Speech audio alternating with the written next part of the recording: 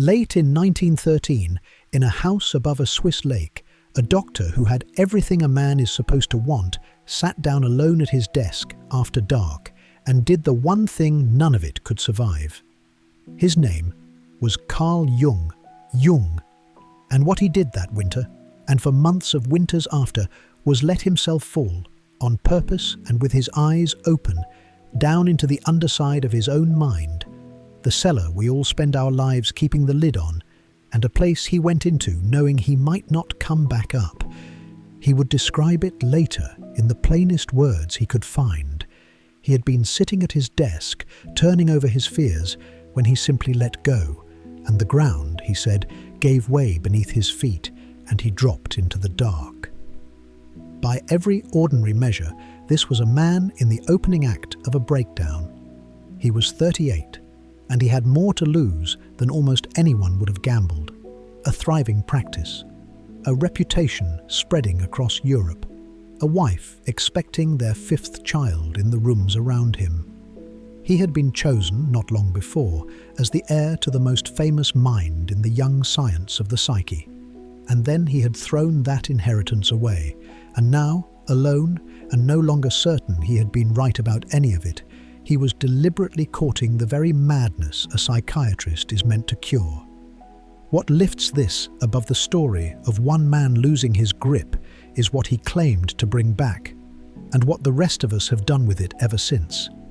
The name Jung has been sanded down over the years into something soft, a word for horoscopes and personality quizzes, for the comfortable notion that we all secretly share one warm ocean of ancient wisdom. The man himself was nothing so gentle.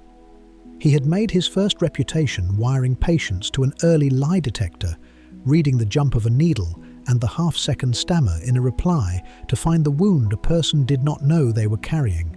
A hard clinician, trained on evidence, who then took that same trained mind and bet it, along with everything he had built, on a hunch.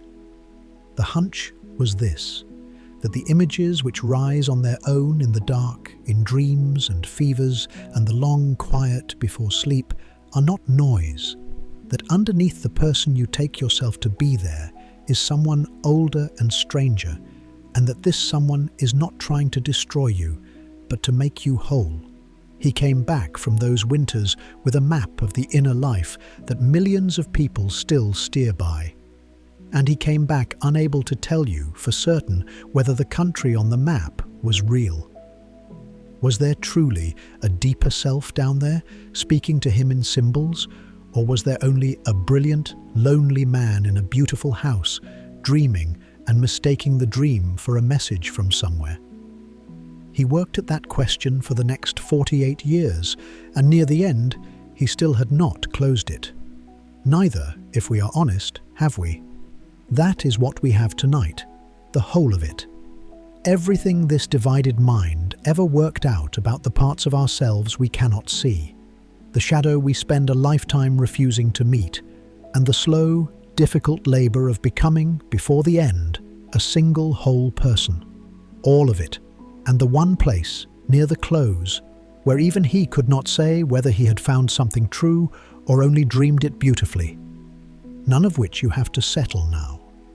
It is late, wherever you are, and the questions that sit so heavily in daylight, who am I underneath all this? Is any of it going anywhere? Grow lighter in the dark, when there is nothing to decide and no one you have to be. You chose a long, unhurried account of a man who spent his life looking inward, which means some quiet part of you is already asking his questions. Good. You can ask them lying down. Let your shoulders come away from your ears, where they have been sitting most of the day. There is nowhere you have to be for hours, and if you drift under somewhere in the middle, you will have lost nothing that matters.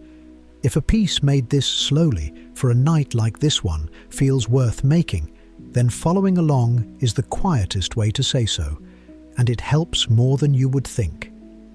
And before we begin, take one thing down with you. If there is a part of yourself you have spent years refusing to look at, and there is in all of us, what do you imagine you would find? if you finally turned around? You don't have to answer. Just let it sit there in the dark with you. Because the man who staked everything on turning around and facing that dark did not learn the nerve for it as an adult. He learned it as a child in a country parsonage on the Rhine, a boy who had already understood, long before he had the words for it, that he was not one person, but two. High on a beam in the dark of an attic, no one was allowed to enter. In that same country parsonage above the Rhine, a boy of about 10 had hidden a small wooden man he had carved himself, and for years he told nobody it was there. He had made it in secret, at school, when he was supposed to be doing his lessons. A little figure no longer than a finger, in a frock coat and a top hat and tiny black boots, whittled from the end of a wooden ruler. He gave it a companion, a smooth oblong stone he had carried up from the river and painted in careful watercolour, so that it seemed divided into an upper half and a lower half, a light side and a dark. Man and stone went into his pencil case, and the pencil case went up onto the forbidden beam, and every few weeks the boy would climb the stairs he was not permitted to climb and add something to the little hoard, a scroll no bigger than a thumbnail, covered in a secret alphabet he had invented, a language no other living person could read. He could not have told you why he did it. He only knew that when it was done, some tormenting sense of being at odds with himself would loosen and let go, and for a while he would feel, obscurely, safe. He was two boys at once, he would say much later, and had been for as long as he could remember. One of them was exactly what he appeared to be, a Swiss pastor's son, born in 1875, quick with his Latin, who went to school and said his prayers, and lived squarely inside his own century. The other one was old, not childish in the least, but ancient, a figure of enormous authority who seemed to have lived for hundreds of years, who was at home in the night and the weather and the long reaches of the past, and who quietly understood things the schoolboy could not begin to. The boy had not chosen to be split this way, any more than you chose the face you were born with. He simply was too, a daylight self and a deeper one, and the little man on the beam was the first thing the deeper self ever made, a secret god for the half of him that the parsonage knew nothing about. And the deeper self did not only make things, it sent them. Long before the mannequin, before he could even read, the images had started arriving on their own, unasked, and the earliest one he could remember was the one that frightened him most. He was 3, perhaps 4. In the dream he was in a meadow near the house when he came upon a dark hole in the ground, lined with stone, with a stairway leading down. Afraid, but unable to stop himself, he went down.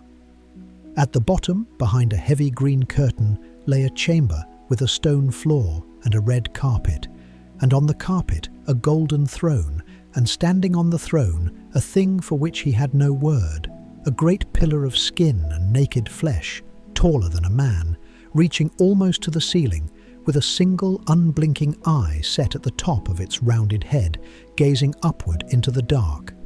He stood rooted in terror. And then from far above, from the ordinary bright world at the top of the stairs, he heard his mother's voice, calm and dreadful, saying, "Yes, just look at him. That is the man-eater." He woke soaked in sweat, so frightened that for several nights he did not dare go to sleep. He was a country child who had never encountered such a thing in his waking life, and would not understand what it was until he was a grown man with a library at his back. A phallus, an idol of fertility, a subterranean god of the sort worshipped in religions far older and far darker than the gentle one his father preached each Sunday from the pulpit. Somehow it had come to him whole, out of a place beneath his own memory, a buried god, enthroned under the earth, the exact underground opposite of the mild Lord Jesus he was being taught to love. He had asked for none of it. That was the part he could never get past. It simply arrived. The second image came when he was 11 or 12, and this time he was wide awake. stand where he stood for a moment.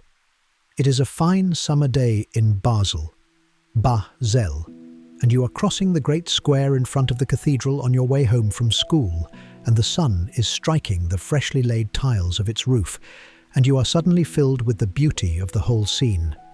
The world is beautiful, the church is the most beautiful thing in it, and God made all of this. And then you feel a second thought rising up behind the first, a thought so vast and so forbidden that you are certain, with a child's absolute certainty, that to finish it will damn you to hell forever. That is where he stood. For 3 days and 3 nights he held the thought at the door, sleepless and sick with dread, convinced his soul depended on his not thinking it. And then a stranger notion crept in, that God himself was the one forcing the thought up in him, that God was demanding it be thought, and that the real cowardice, the true sin, was to keep refusing. So at last, trembling, he let it come. He saw God on his golden throne, high above the world, high above the lovely cathedral. And from beneath the throne, God let fall an enormous turd, which dropped through the shining air and struck the new roof and shattered it, and burst the walls of the church asunder.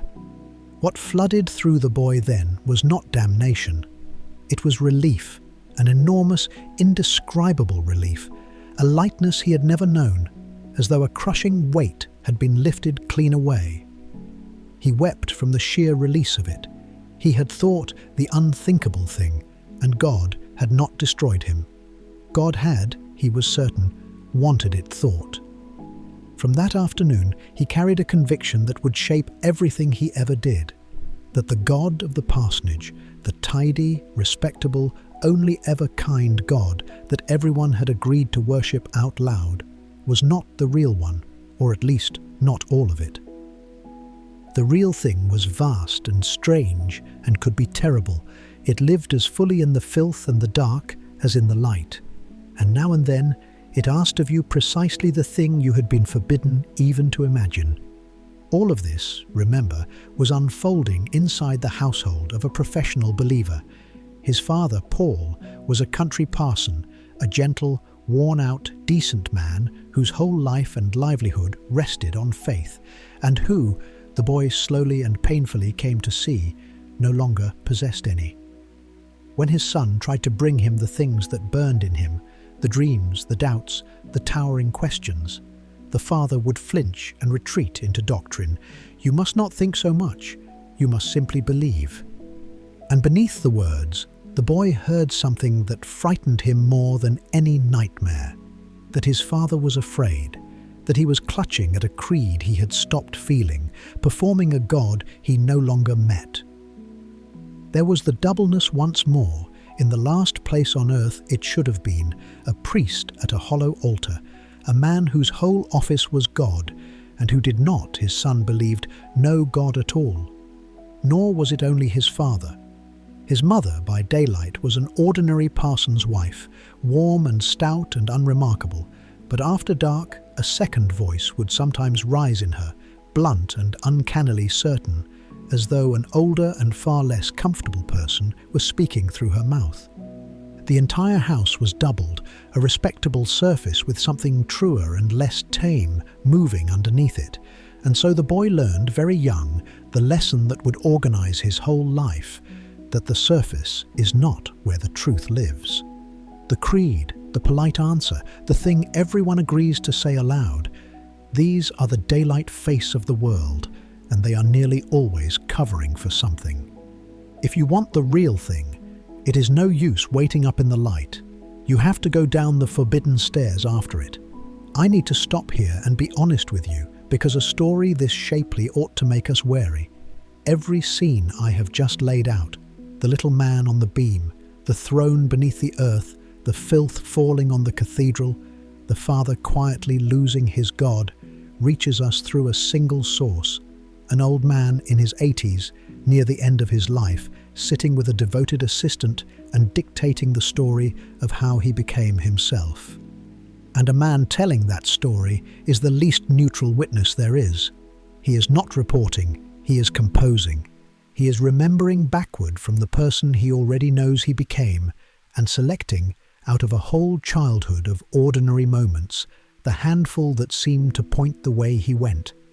It is almost too perfect that the man who would build a psychology of the hidden self should recall, in such vivid detail, a boyhood spent tending a secret god in the attic and dreaming of buried thrones.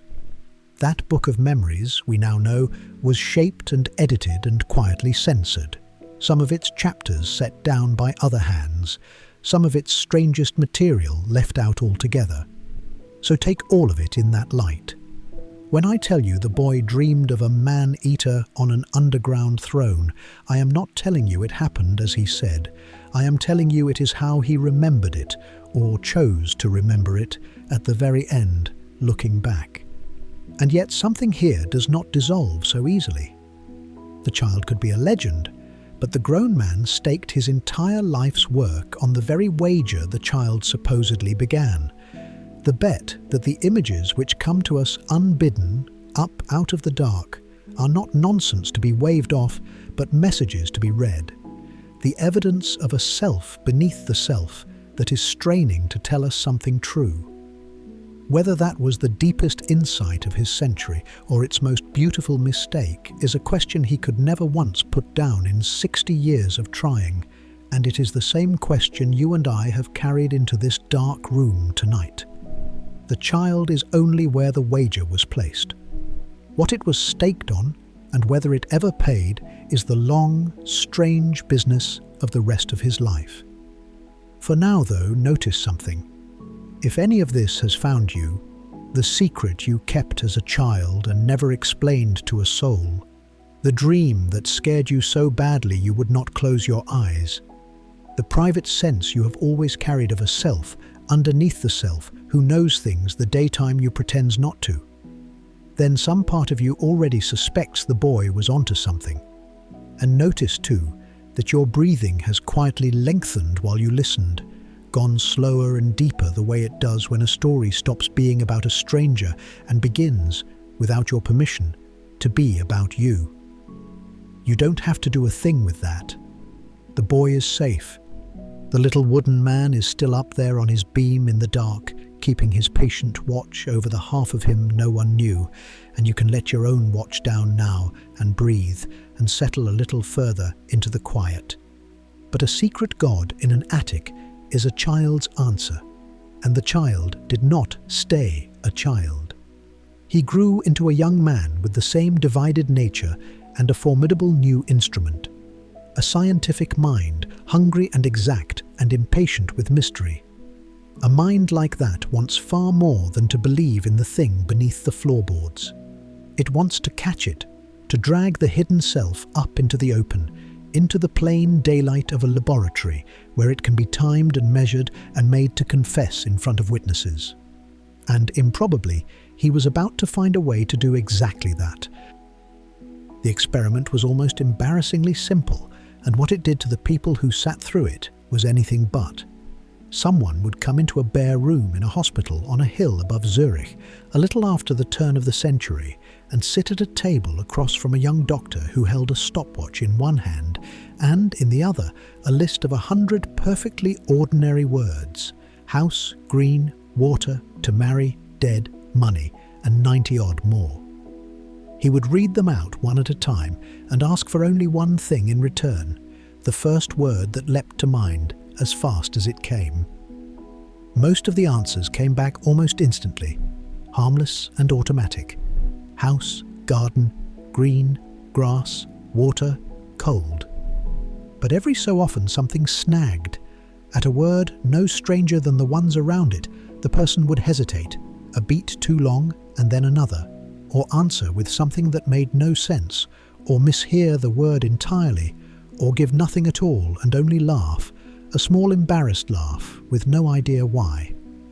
And at that exact moment, on the instrument wired to a brass plate strapped against their palm, a needle would swing. The young doctor was Carl Jung, and the hospital was the Burg Herzli, the great teaching asylum of Zurich, where he had arrived in 1900, in his mid-20s, to learn the trade of psychiatry under its exacting director, Eugen Bleuler. What Jung had built there, with a colleague, was less a machine than a method dressed up in brass and glass, and it did the very thing the boy in the attic had only reached toward. It made the hidden mind show itself, out in the open, to order. The principle was simple and faintly uncanny. The stopwatch measured how long you took to answer, because a word that touches something raw in you will trip you, will make you stall or stumble or grab for a decoy, and that delay, counted in fractions of a second, gives you away. And the instrument measured something you had even less power over.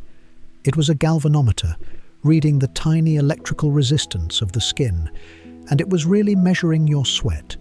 When a word stirs you, even faintly, even far below the level where you would ever notice, the palms grow very slightly damp, the current shifts, and the needle moves. So Jung had two witnesses to the same small crime, and neither of them was you. Your conscious self could swear the word had meant nothing at all. The clock and the needle knew better. What were the clock and the needle catching?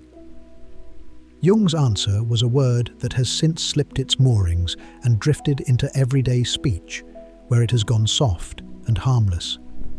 We say now that a person has a complex about their weight, or an inferiority complex, and we mean a sore spot, a hang-up. Jung meant something far harder and more alive. A complex, as he found it under the needle, is a knot, a cluster of memories and images gathered around some old wound or shame or fear or hunger, bound together by one strong feeling that has sunk out of the daylight of the mind and gone on living down below under its own power. And that last part is the disquieting heart of it. The complex is not inert. It does not lie quietly where you buried it. It waits, and when something in an ordinary afternoon brushes against it, a word, a certain tone of voice, a face that rhymes with an older one, it fires all at once and floods you with a reaction wildly out of scale with whatever just happened. A spike of rage, a wave of grief, a cold shutting down, out of nowhere, over nothing. And afterward you say the thing that everyone says, "I don't know what came over me." Jung's answer was that something did, quite literally, come over you. A splinter of your own mind, carrying its own old grievance, took the wheel for a few seconds and then handed it back and let you go on as if nothing had happened. Think of the mind, then, as a wide field you cross every day without incident. Buried under the grass, here and there, are these charged and forgotten things, and most of the time you walk right over them and feel nothing. The word association test was a way of walking that field on purpose, word by word, watching for the flinch, the missed step, the small jump of the needle that says, "Here, something is buried here," and you can run it on yourself tonight, lying in the dark, with no machine at all. Somewhere in the plain vocabulary of your own life, a name you have not said aloud in years, a word you tend to walk around rather than straight through, mother, money, home. There are words that would set your own needle swinging, and some quiet part of you already knows, roughly, where they lie. You may even have felt one slip past a moment ago, a small tightening in the chest as a word went by, quick as a fish moving under ice. That is a complex turning over in its sleep. You did not put it there on purpose, and you cannot simply decide to switch it off. It is not, in the fullest sense, yours to command. And if that is true, if there really are these self-contained knots in us that fire on their own and grab the controls without asking, then something follows that Jung found thrilling and that most people, when they sit with it, find quietly unsettling. It means you are not the single, unified I you take yourself to be. The one you experience as you, making the choices, running the show, is not the sole occupant of your own head. You are closer to a house of many rooms, and in some of those rooms live tenants you have never been introduced to, who come and go by their own doors, and every so often walk into the lit front parlour and speak in your voice. Jung pressed this further than most would dare. The I itself, the ego, that warm and constant sense of being a self, that, he came to believe, is only a complex too, the largest and most rehearsed of them, the tenant who happens to be holding the lamp, not the master of the house, only its most frequent guest. The boy in the parsonage had felt this in his body, that he was more than one and not wholly in charge of the traffic. The young man in the laboratory believed he had now caught it on a needle. While all this was taking shape, his life outside the laboratory had quietly changed its whole shape as well. In 1903, he married Emma Rauschenbach, a clever, serious young woman from a family of watchmakers, and not a modest family of watchmakers either. Her father owned one of the great Swiss firms, and Emma came to the marriage as, by some accounts, the second wealthiest heiress in the country.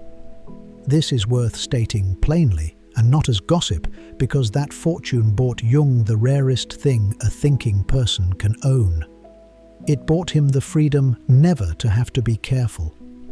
He would never need to flatter a patron, or shave the corners off a theory to protect a salary, or bite his tongue to keep a post, or fear being quietly shown the door for chasing an idea too strange for respectable company. He could follow the wildest thread of his own mind wherever it went, for the whole of his life, and never once think about the rent. A man who means to stake his career on the contents of the unconscious stands in a very different place when he cannot, in the end, be fired. The recklessness waiting ahead of him was, in part, simply something he could afford. Now, I have been telling this the way Jung came to tell it, and I owe you the harder look, because it is the firmest ground the man ever stood on, and it is worth knowing exactly how far it holds. The experiment works. You could run it today, more or less as he ran it then, and the effect would hold. Emotionally loaded words really do slow your answer, and really do raise that faint electrical tide in the skin. That is not mysticism. It is a measurable, repeatable fact about human beings. It made Jung's first reputation, and it is the direct grandfather of the lie detector still being strapped to suspects in interrogation rooms a century later, still betting on the same principle, that the body confesses what the mouth denies. But watch how far Jung jumped from that solid little fact. What the needle actually shows is modest, almost dull. A word can stir you, and your body reacts a half-second before your conscious mind notices. It does not show that you are inhabited by small, half-made people with wills and grudges of their own. That, the crowd, the tenants, the splinter selves, is a rich and lovely story laid over a plain measurement, and a soberer mind can account for every reading without a scrap of it. A loaded word wakes an old chain of association and a jolt of arousal, the way a slammed door makes you jump, and nothing stranger is needed. Jung half knew the footing was softer than he wanted. The machine missed knots he was sure were buried, and twitched at words that meant nothing at all. The delay was real. The sweat was real. The population of hidden selves was an interpretation, fertile and generative and entirely unproven, and it is precisely the move he would make over and over for the rest of his life. From a small hard fact to an enormous unprovable story, each time a step further out, past the edge of what he could actually show. He was a genuine scientist. He simply could never stop walking off the end of his own evidence. And yet, before you sleep, feel this. The room around you has not changed. Whatever is buried in your own field, whatever the needle would find if it were fastened to your palm this minute, it was there an hour ago, and it is no nearer for having been spoken of.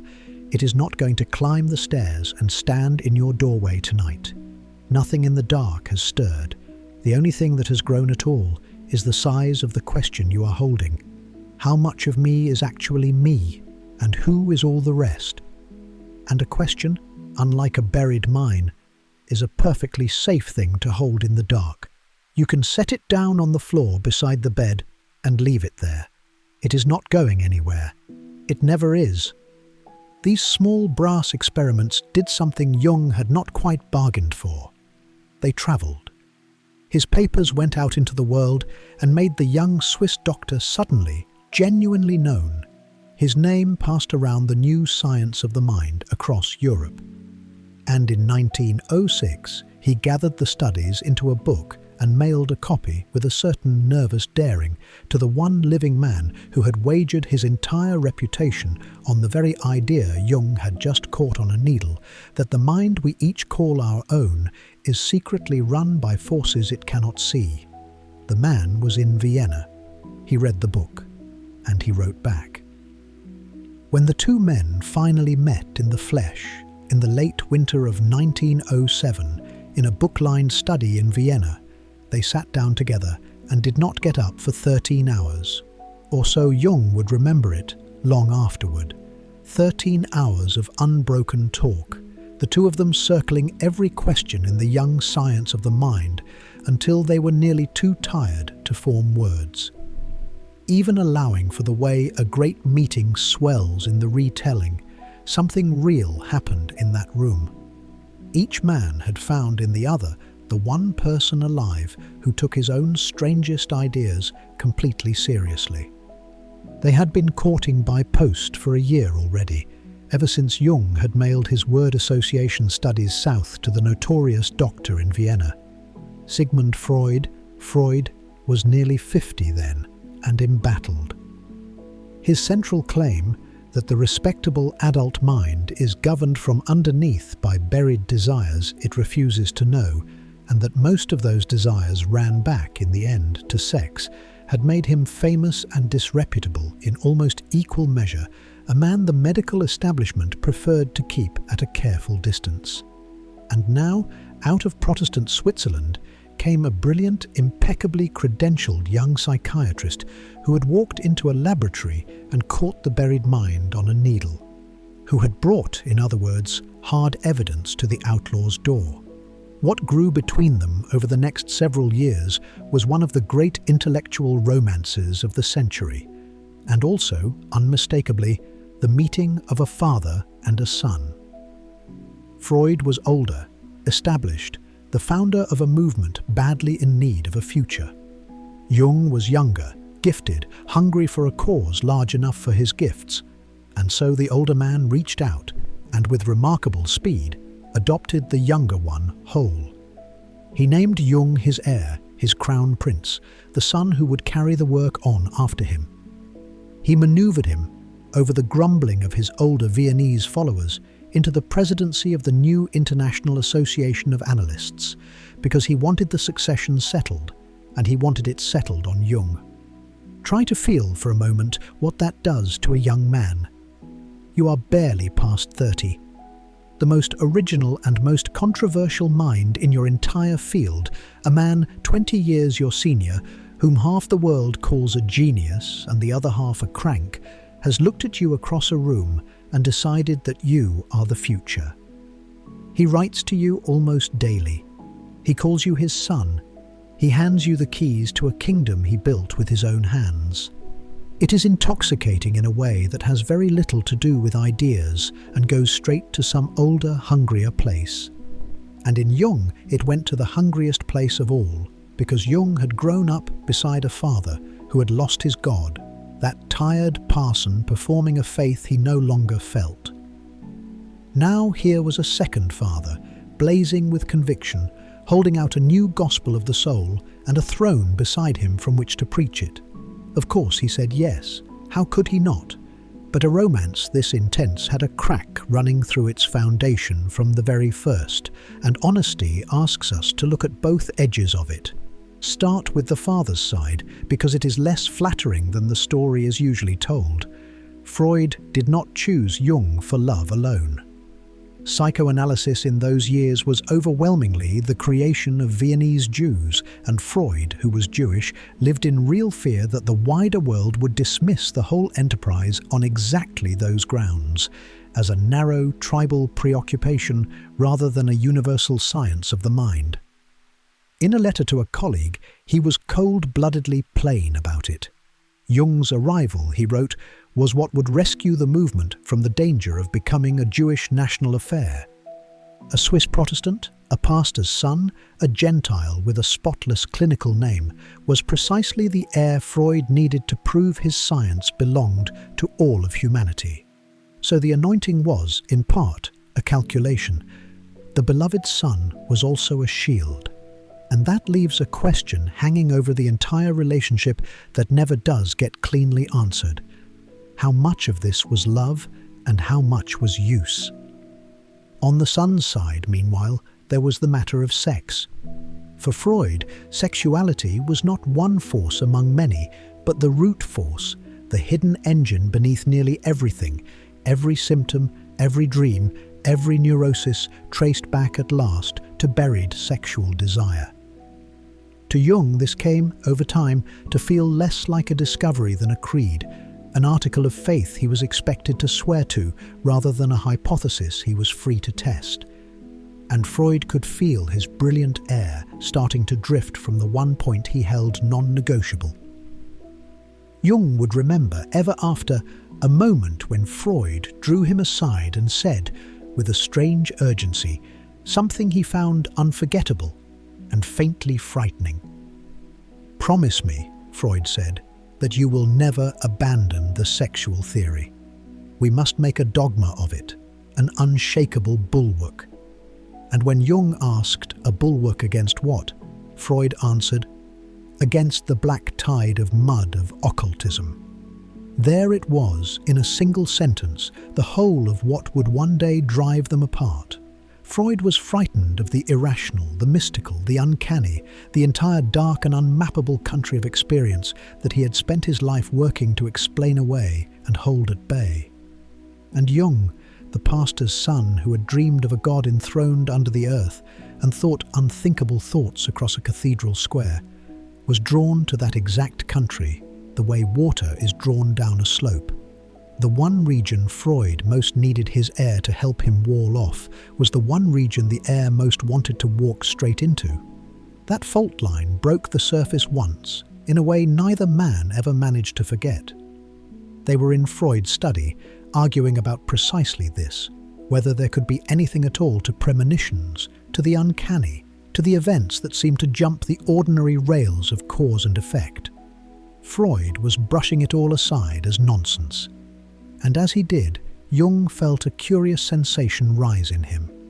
His diaphragm, he said, seemed to turn to iron and grow red-hot, a glowing volt behind his ribs. At that very instant, a loud report went off inside the bookcase beside them, sharp as a gunshot, so violent that both men startled and half expected the whole thing to topple. "There," said Jung, "that is exactly what I mean." Freud, unmoved, called it sheer bosh, and Jung, surprising himself, heard his own voice say, "You are mistaken, and to prove it, I predict that in a moment there will be a second crack just like it." The words were barely out of his mouth when the bookcase detonated again. Jung never had an explanation for it, and neither do I.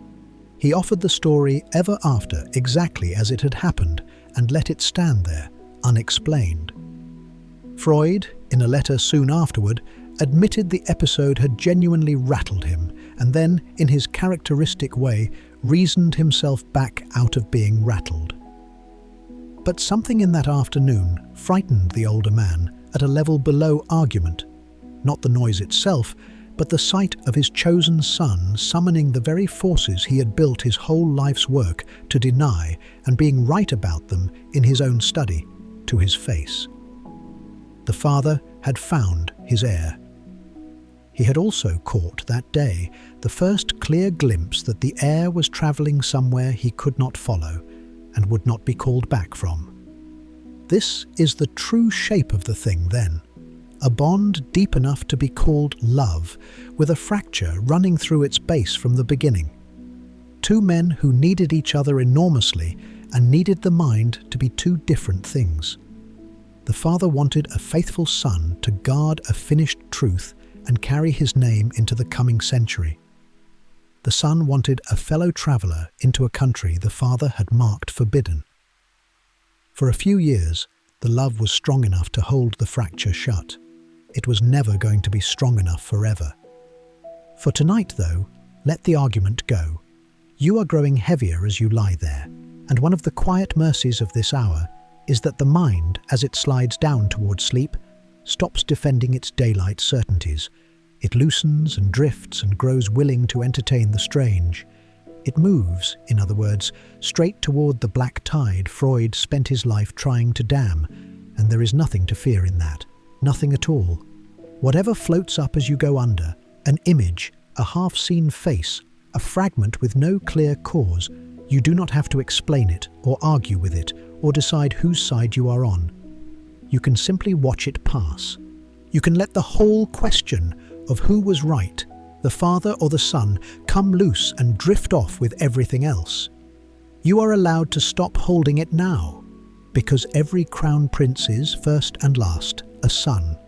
And a son who intends to become his own man has only two roads in front of him.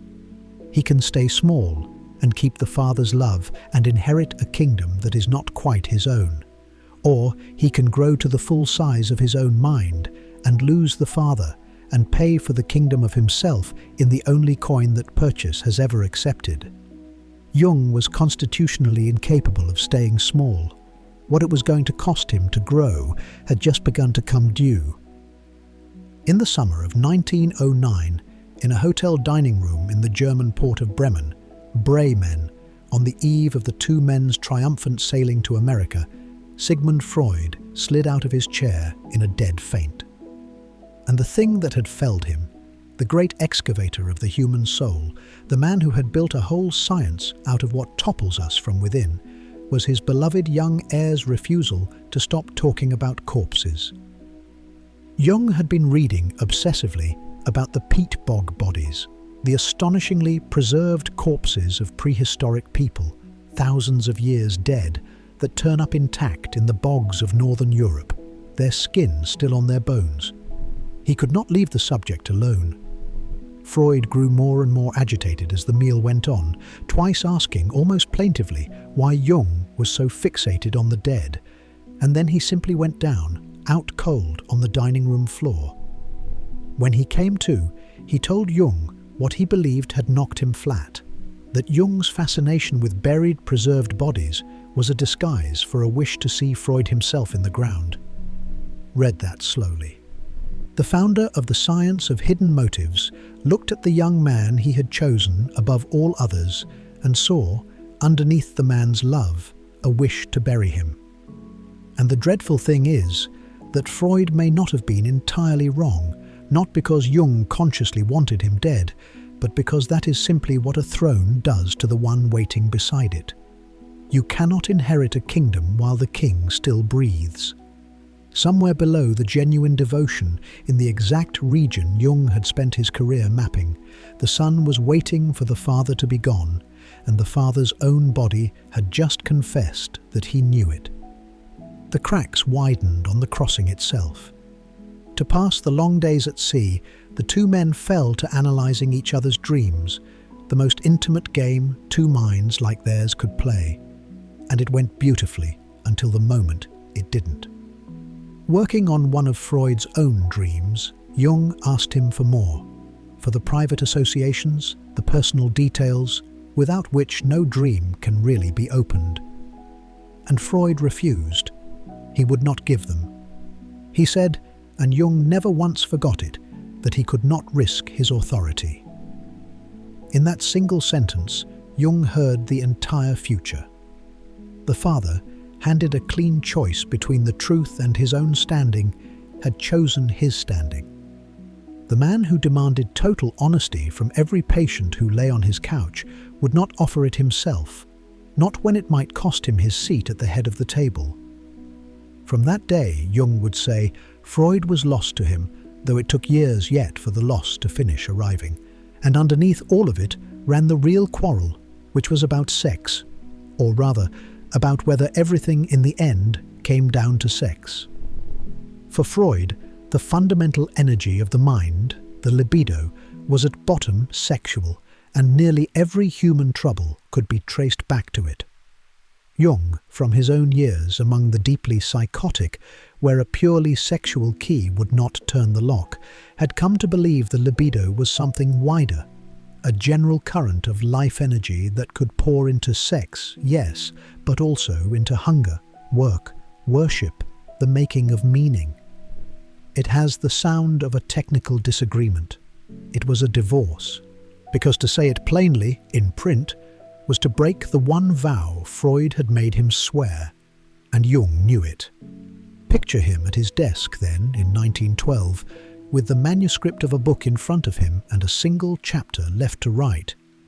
The chapter that would state, in the open, that the master was wrong about the very thing the master held most sacred. For 2 months, he could not do it. He sat with the pages and was physically unable to set down the sentence, because some part of him understood with perfect clarity that finishing it would end the most important relationship of his life and cast him out of the only home his ideas had ever known.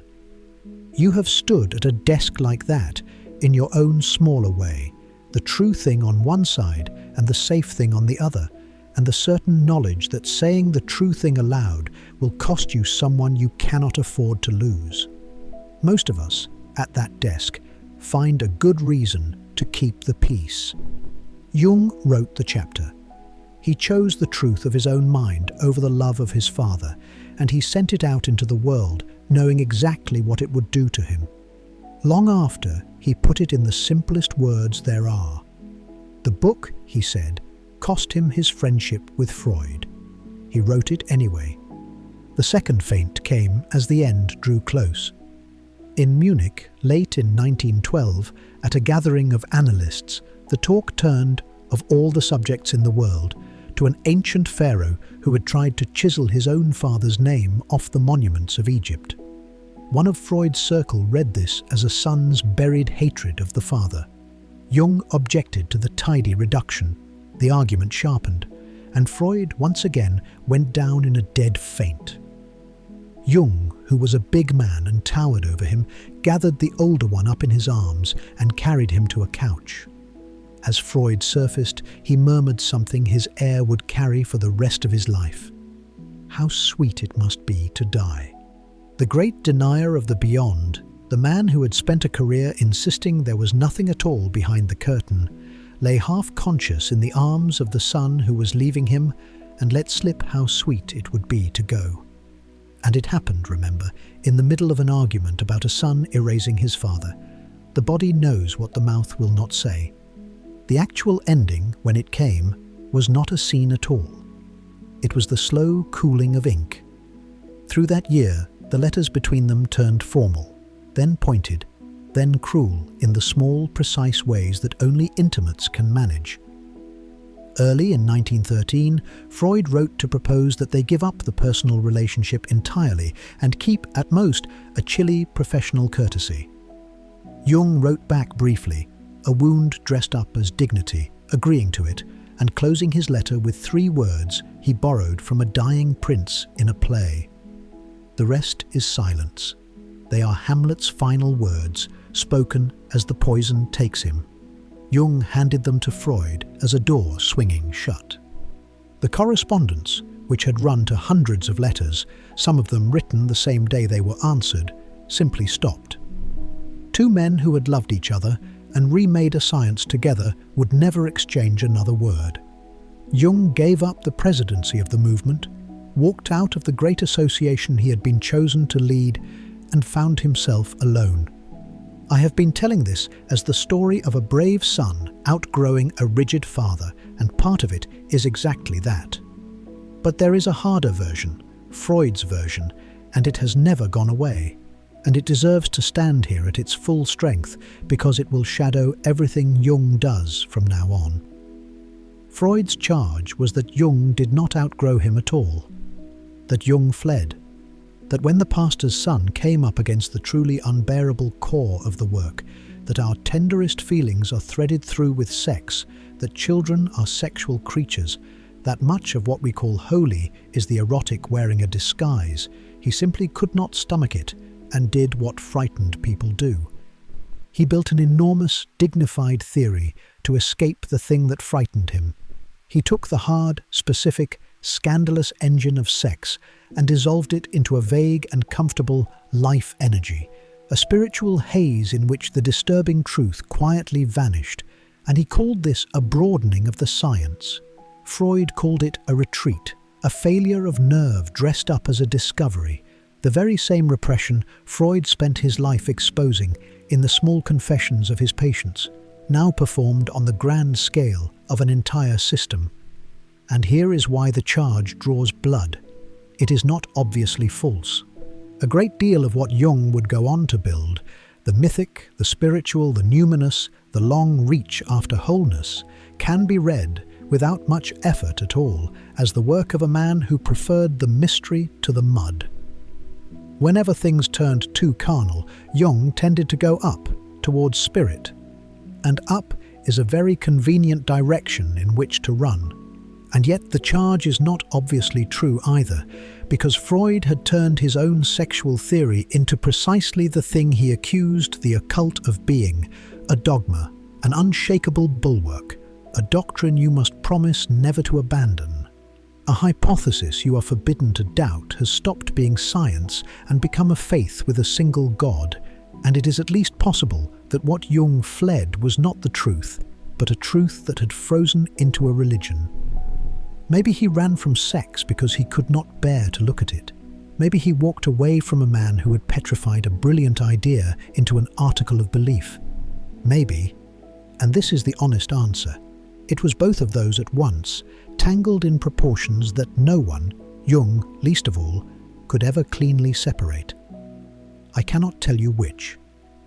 I can tell you that the question of whether his whole life's work was a great deepening of Freud or a great flinch away from him has been argued for more than 100 years and is being argued still, and that inside that one question you are holding the entire riddle of the man, none of which is yours to settle tonight.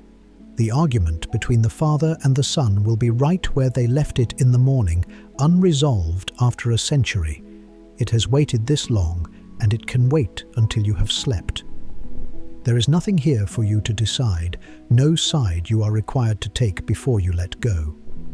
Let the two of them fall quiet, the way the letters themselves finally did, and let the silence they left behind be, for you, nothing more than the ordinary silence of a late room, the kind that asks nothing of you at all. For Jung, though, that silence was not restful. It was the sound of the ground going out from under him. He had walked out of every structure that had ever held him upright. The father, the movement, the shared certainty, the map he had steered his life by, all of it cut away inside a single year, leaving a man of 38 alone in a beautiful house by a lake, with a mind he had spent his career learning not to trust. And when a man like that has nothing solid left beneath him, he does not simply come to rest. He begins to fall.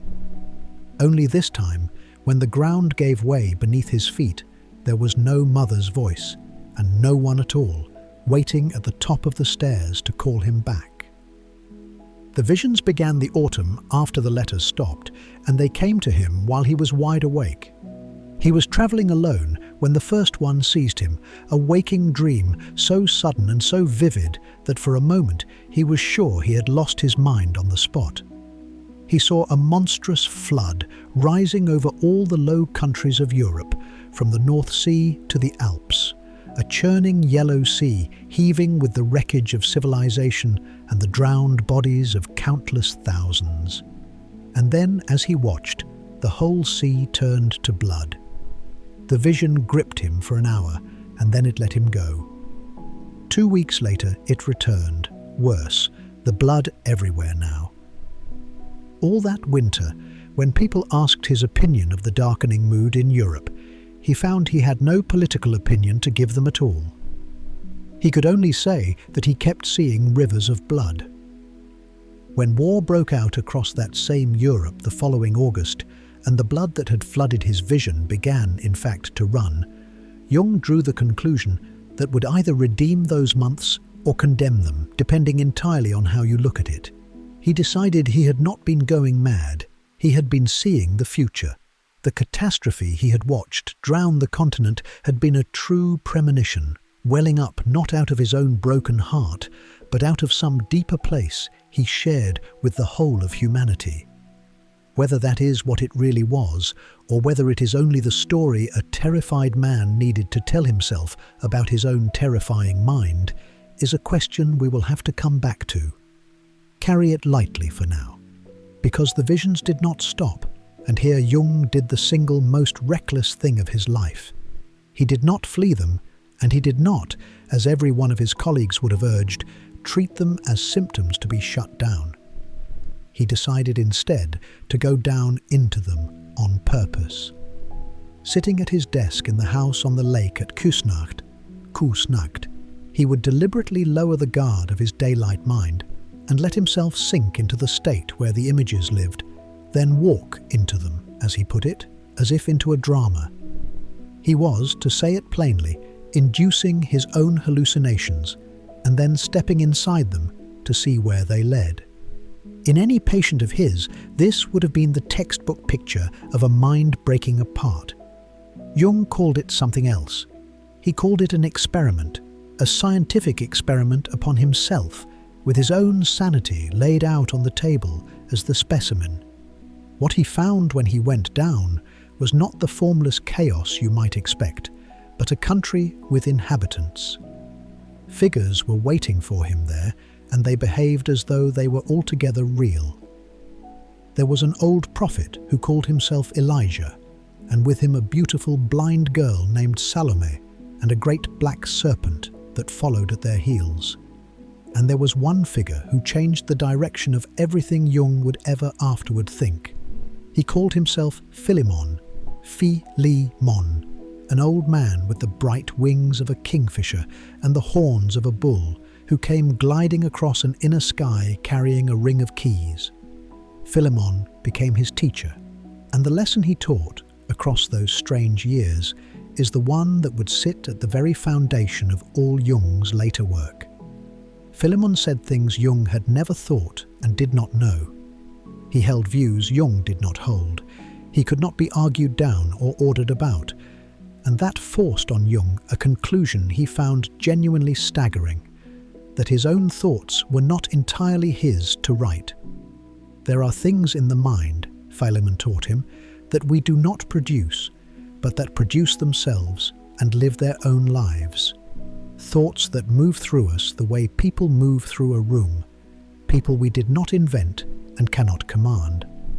The I that each of us calls the self was not, it turned out, the author of the mind. It was one figure among many in that room, and by no means the wisest one there.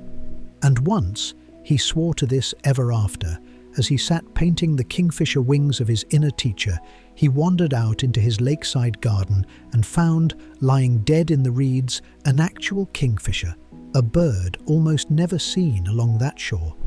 The inside and the outside had rhymed. He filed the coincidence away, unexplained. Decades later, he would give that kind of rhyme a name and build a whole theory on it. He wrote it all down as it came in small black notebooks, and then he did something stranger still. He made it beautiful. Over the next 16 years, he copied the visions out into an enormous volume bound in red leather in the patient hand of a medieval scribe, and painted the pages himself, mandalas and serpents and gods and the faces of the figures he had met, in gold leaf and burning colour. The Red Book, it came to be called. He showed it to almost no one while he lived. When he died, it was placed in a bank vault in Zurich and left there unopened for nearly half a century, until at last, in 2009, it was shown to the world. And readers discovered that the founder of one of the great schools of modern psychology had spent the crucible years of his life illuminating, by his own hand, a private record of his descent into the underworld. There was a stretch in the middle of those years when he felt his very house had filled with the restless dead, when, in his telling, the doorbell rang with no one standing there, and the rooms grew thick with presences. And he sat down and wrote, as if taking dictation, a short and haunting gospel that opened with the line, "The dead came back from Jerusalem, where they found not what they sought." And now, because this is the part that matters most and the part most often left out, here is how he did not come apart. The astonishing thing about those years is not that Jung went down, it is that every single day he came back up.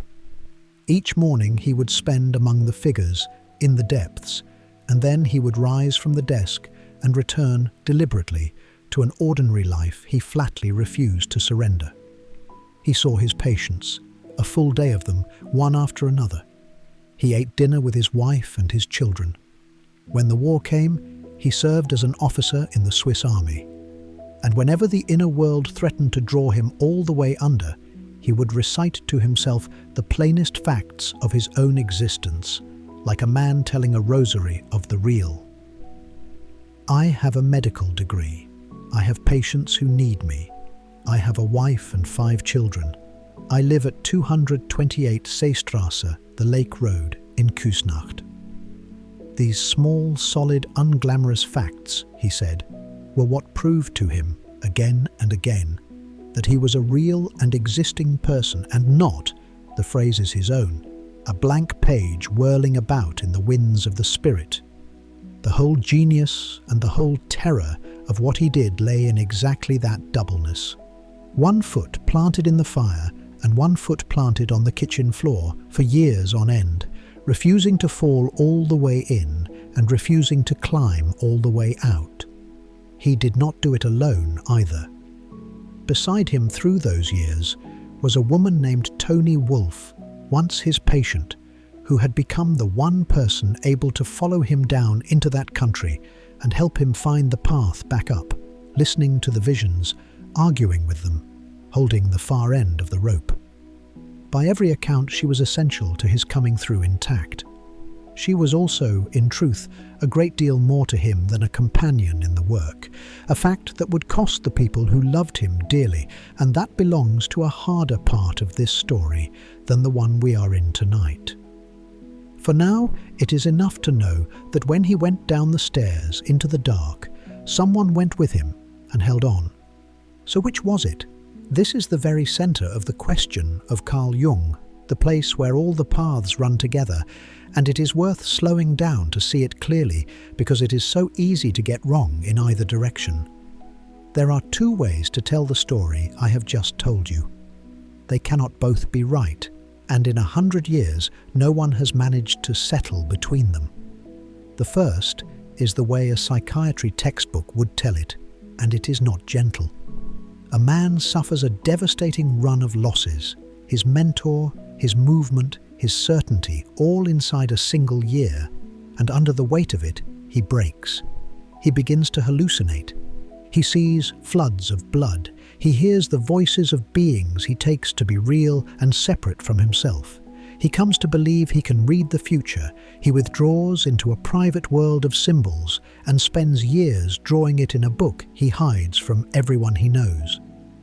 By any ordinary clinical measure, this is a psychotic episode, and no one on earth knew that better than Jung. Had another man sat down across from him and described these very experiences, Dr. Jung would have known precisely what to write on the chart. He said so himself. To the outside observer, he admitted, it would look like madness, and in those years, he confessed, he was menaced by a psychosis, and privately afraid he was going the way of the ruined patients in his own wards. The second way of telling it has a name as well, a creative illness. On this reading, what happened to Jung was not a collapse, but a passage that merely wore the mask of one, a deliberate and largely controlled descent into the deepest strata of the mind, undertaken by an unusually strong and disciplined man who never quite lost his footing and who climbed back out, carrying the raw ore of everything he would forge for the next 40 years. The psychotic, someone once said, drowns in the very waters the mystic swims in. On this reading, Jung swam. I am not going to pretend to you that I know which of these is the truth, because pretending to know is exactly where this subject goes to die. The honest answer is almost certainly that it was both at once, that he genuinely came apart and genuinely made something extraordinary out of the coming apart, and that the seam between the breakdown and the breakthrough runs straight through the middle of everything he ever built. All of it rests on a single wager, that what he found down in the depths was real, a true country common to us all, and not merely the private wreckage of one man's ruined year. Whether that wager holds is the question we will keep turning over, slowly, in the dark. Tonight, it is enough to lay it down beside you, unsettled, the way he himself never quite could. But you are not him, and you do not have to keep the vigil he kept. You can set the question down. Notice, if you will, that your body has grown heavier than any of these arguments about what is real, that the actual weight of you, sinking into the mattress, into the pillow, into the long, tired muscles of your back and your legs, is more solid and more certain right now than anything anyone has ever said about the unconscious. Let the mind chase the flood, and the figures as far out as it wants to wander. The body has already made its decision. It is staying here, and it is going to rest. There is a great deal of ground beneath you tonight, far more than he ever had, and none of it is going to give way. You are not a blank page in the wind. You are a warm and heavy and breathing person lying down in the dark, and that is the whole of what you are asked to be. He did climb back out. That is the fact to hold on to as you drift. He came up from those years carrying something he was certain of, the thing that would become the bedrock beneath everything else he ever thought. And what he was sure he had found, down below his own history, beneath the private memories and wounds of the man called Carl Jung, was a flaw that did not belong to him at all. A flaw that lies, he would insist to the end of his life, beneath every human mind that has ever been or will ever be. It is down there, on that shared and ancient ground, that the whole of his real work begins. The strange thing is that the flaw he came back from the depths so certain of had first shown itself to him years earlier, before the descent, before the break, and he had walked right past it without knowing what he was looking at. It came to him in a dream, on a boat. He was crossing the Atlantic to America in 1909, back when he was still Freud's crown prince and the two of them were still speaking, on the same voyage where Freud had refused to hand over his private associations for fear of losing his authority. To pass the long days at sea, the two men went on trading dreams, and one night Jung dreamed of a house. In the dream, the house was his own, and he was wandering through it, and he understood, in the peculiar way you understand things while dreaming, that he had never seen most of it before. The upper floor, where he began, was pleasant and lived in, comfortably furnished in a modern style. But when he went down the stairs to the ground floor, the rooms were older, medieval, dim, the furniture heavy and antique, the walls very old indeed. Curious now, he kept descending. Behind a heavy door, he found a stone stairway going down into a cellar, and the cellar was older still. Roman, he saw, with vaulted brickwork and a floor of ancient slabs. And then he noticed an iron ring set into one of the slabs. He pulled it, and the stone lifted, and beneath it a narrow flight of steps ran down into the dark, into a low cave hollowed out of the bare rock. The floor of the cave was scattered with bones and broken pottery, the leavings of some primitive and forgotten life, and among them lay two old human skulls, half crumbled into dust. And there the dream let him go. When he described it to Freud over breakfast, Freud fastened at once and only on the two skulls. Whose were they? He kept pressing. Whose death did Jung secretly wish? He would not leave it alone. And Jung, who had by then learned that there were certain things Freud simply could not hear, and who did not want another quarrel on a small ship in the middle of the ocean, did a cowardly and revealing thing. He lied. He told Freud the skulls were probably his wife and his sister-in-law, an answer with just enough of a buried death wish in it to satisfy the older man and close the matter. It was not, for one moment, what Jung believed, but it brought him a little peace, because what Jung actually saw when he looked at that dream was not a wish at all. It was a diagram. The house, he slowly understood, was the human mind, and he had been walking down through its floors. The comfortable upper story was ordinary waking consciousness, the rooms we live in and call ourselves. The dim, medieval floor just below it was the near layer of the unconscious, the personal one, furnished with our own history. But the deeper he had gone, the less personal it had become. The Roman cellar, the cave, the bones, the ancient skulls, none of that was his. It was far too old to be his. In a single dream, he had descended out of his own private mind and down into something older and larger that lay beneath it, a foundation he had not laid and did not own, that seemed to belong to no one and to everyone at once. That, he decided, was the true architecture of the psyche, and the dream on the boat was the first time he had ever glimpsed it whole. Here is the distinction he would spend the rest of his life drawing. There is a personal unconscious, the near layer, the medieval floor, the part Freud had mapped so brilliantly. It is made out of your own life, the things you have forgotten, the things you would rather not remember, the wishes and the wounds you have pushed down out of the light. It is personal because you filled it yourself, one experience at a time, and no two peoples are alike, any more than two people's memories are alike. If the unconscious were only this, Freud would have been entirely right, and the mind would be a private house with a single locked basement, and everything down there would be yours and yours alone.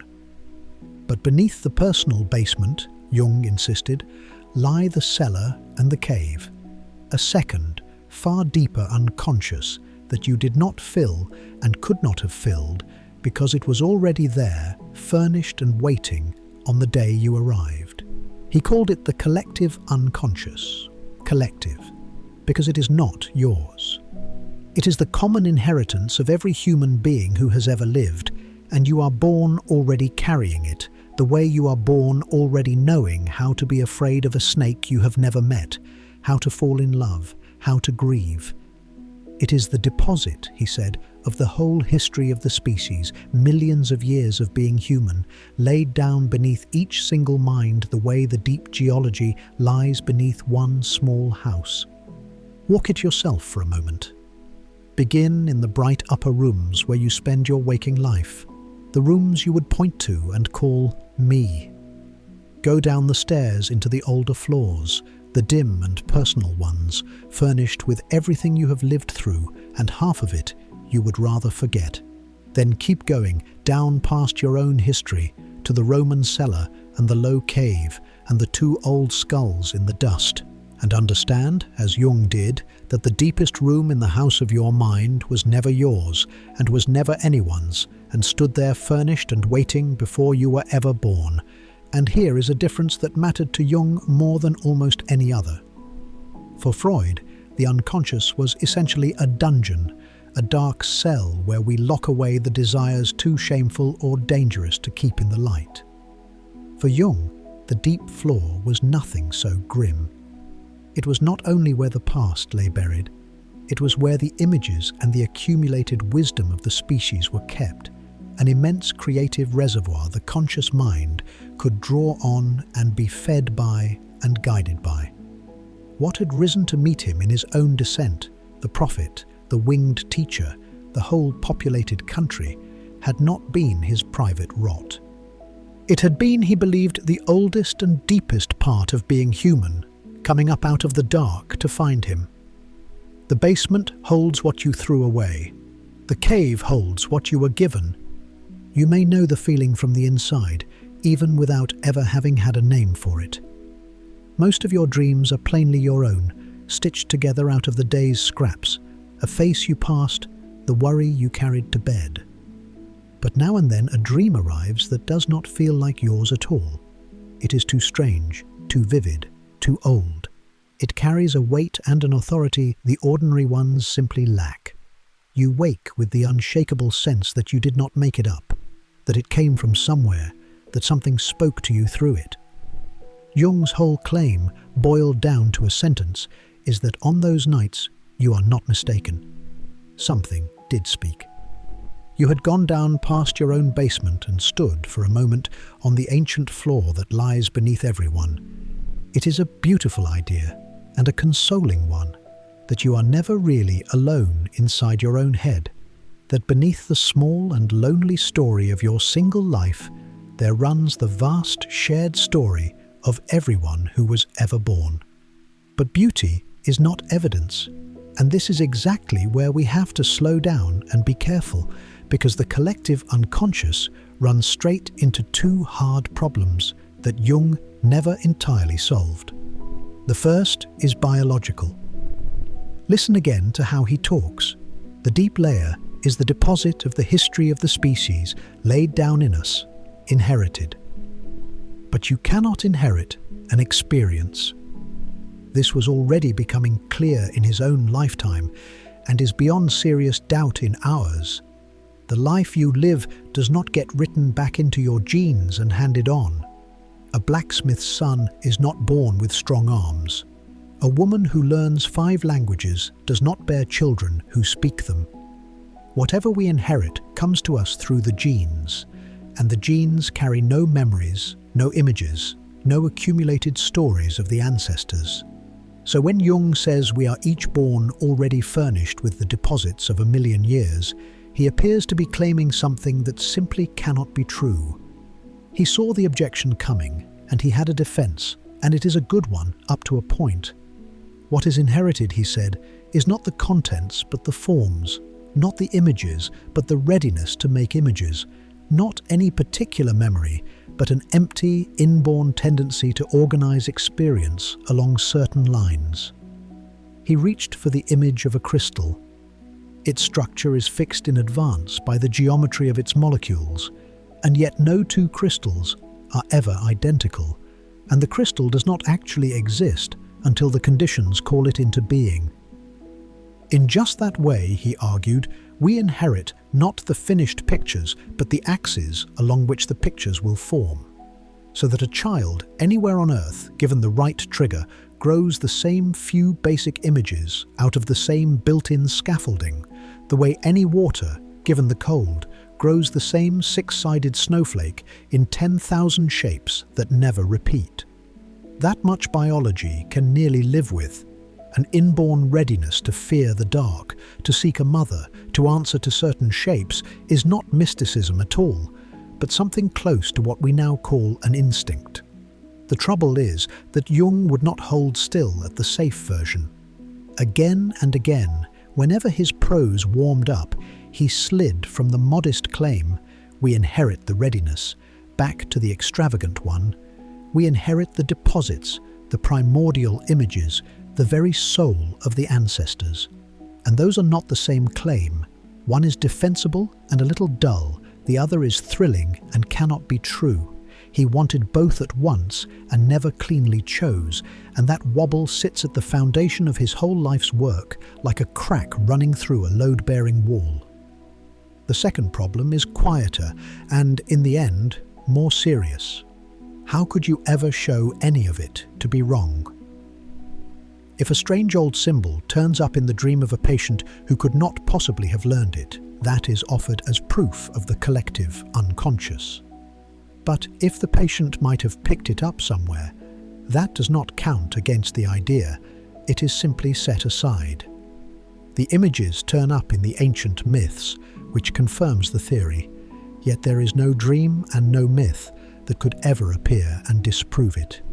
A claim that every possible fact confirms and that no possible fact could contradict has a problem, and the philosopher Karl Popper spent a career naming it. Such a claim has quietly stopped being science and turned into something more like a faith. It forbids nothing, and so strictly speaking, it predicts nothing. I want to be precise here because it is so often gotten wrong. Popper aimed that famous charge at Freud and at Marx and at the astrologers, not, by name, at Jung. It was later critics who turned the same blade on the collective unconscious and turned it well. But even they would grant that unprovable is not the same as untrue, and Popper's rule has quarrels of its own. There are serious thinkers who consider you can't falsify it, far too blunt a reason to throw a rich idea away. Perhaps the collective unconscious is one of those ideas that is not quite science and not quite nonsense, but something stranger in between, a way of seeing you can neither test nor entirely shake off. That is roughly where the honest listener is left standing. The flaw may well be real.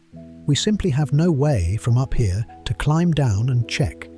For tonight, though, let the checking go. Whether or not there is an ancient shared flaw beneath the mind, there is certainly one beneath the room you are lying in. The dark itself, which is a great deal older than you are. The particular dark in your room tonight is the same dark your grandparents slept in, and theirs before them, and every human being who ever lay down at the end of a long day and closed their eyes and trusted the night to keep them. That much you have inherited past all argument, the plain human competence for lying down in the dark and letting go.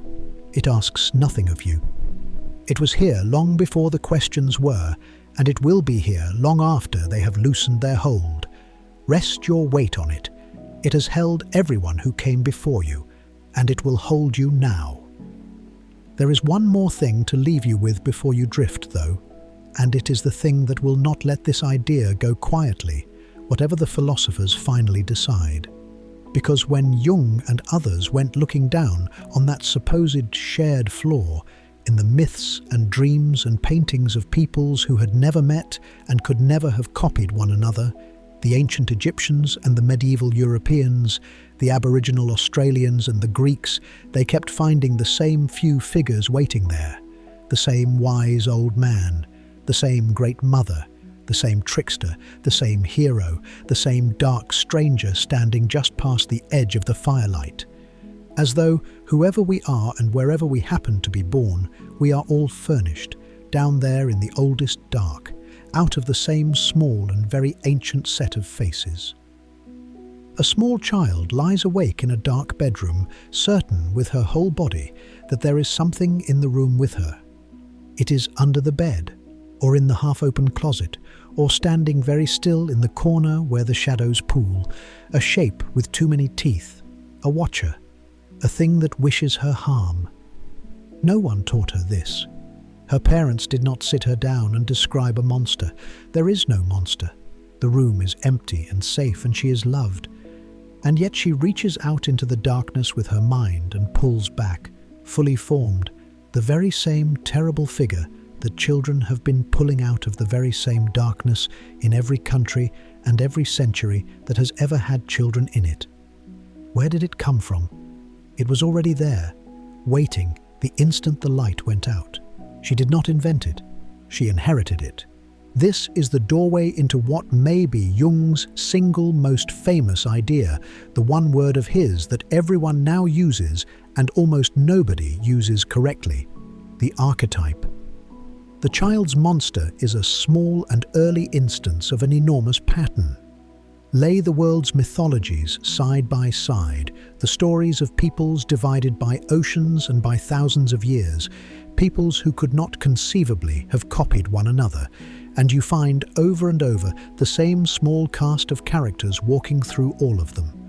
The nurturing mother and the devouring one, the wise old guide who appears at the crossroads, the trickster who breaks every rule and turns the world on its head, the hero who goes down into the dark and returns changed, the stranger standing just past the firelight.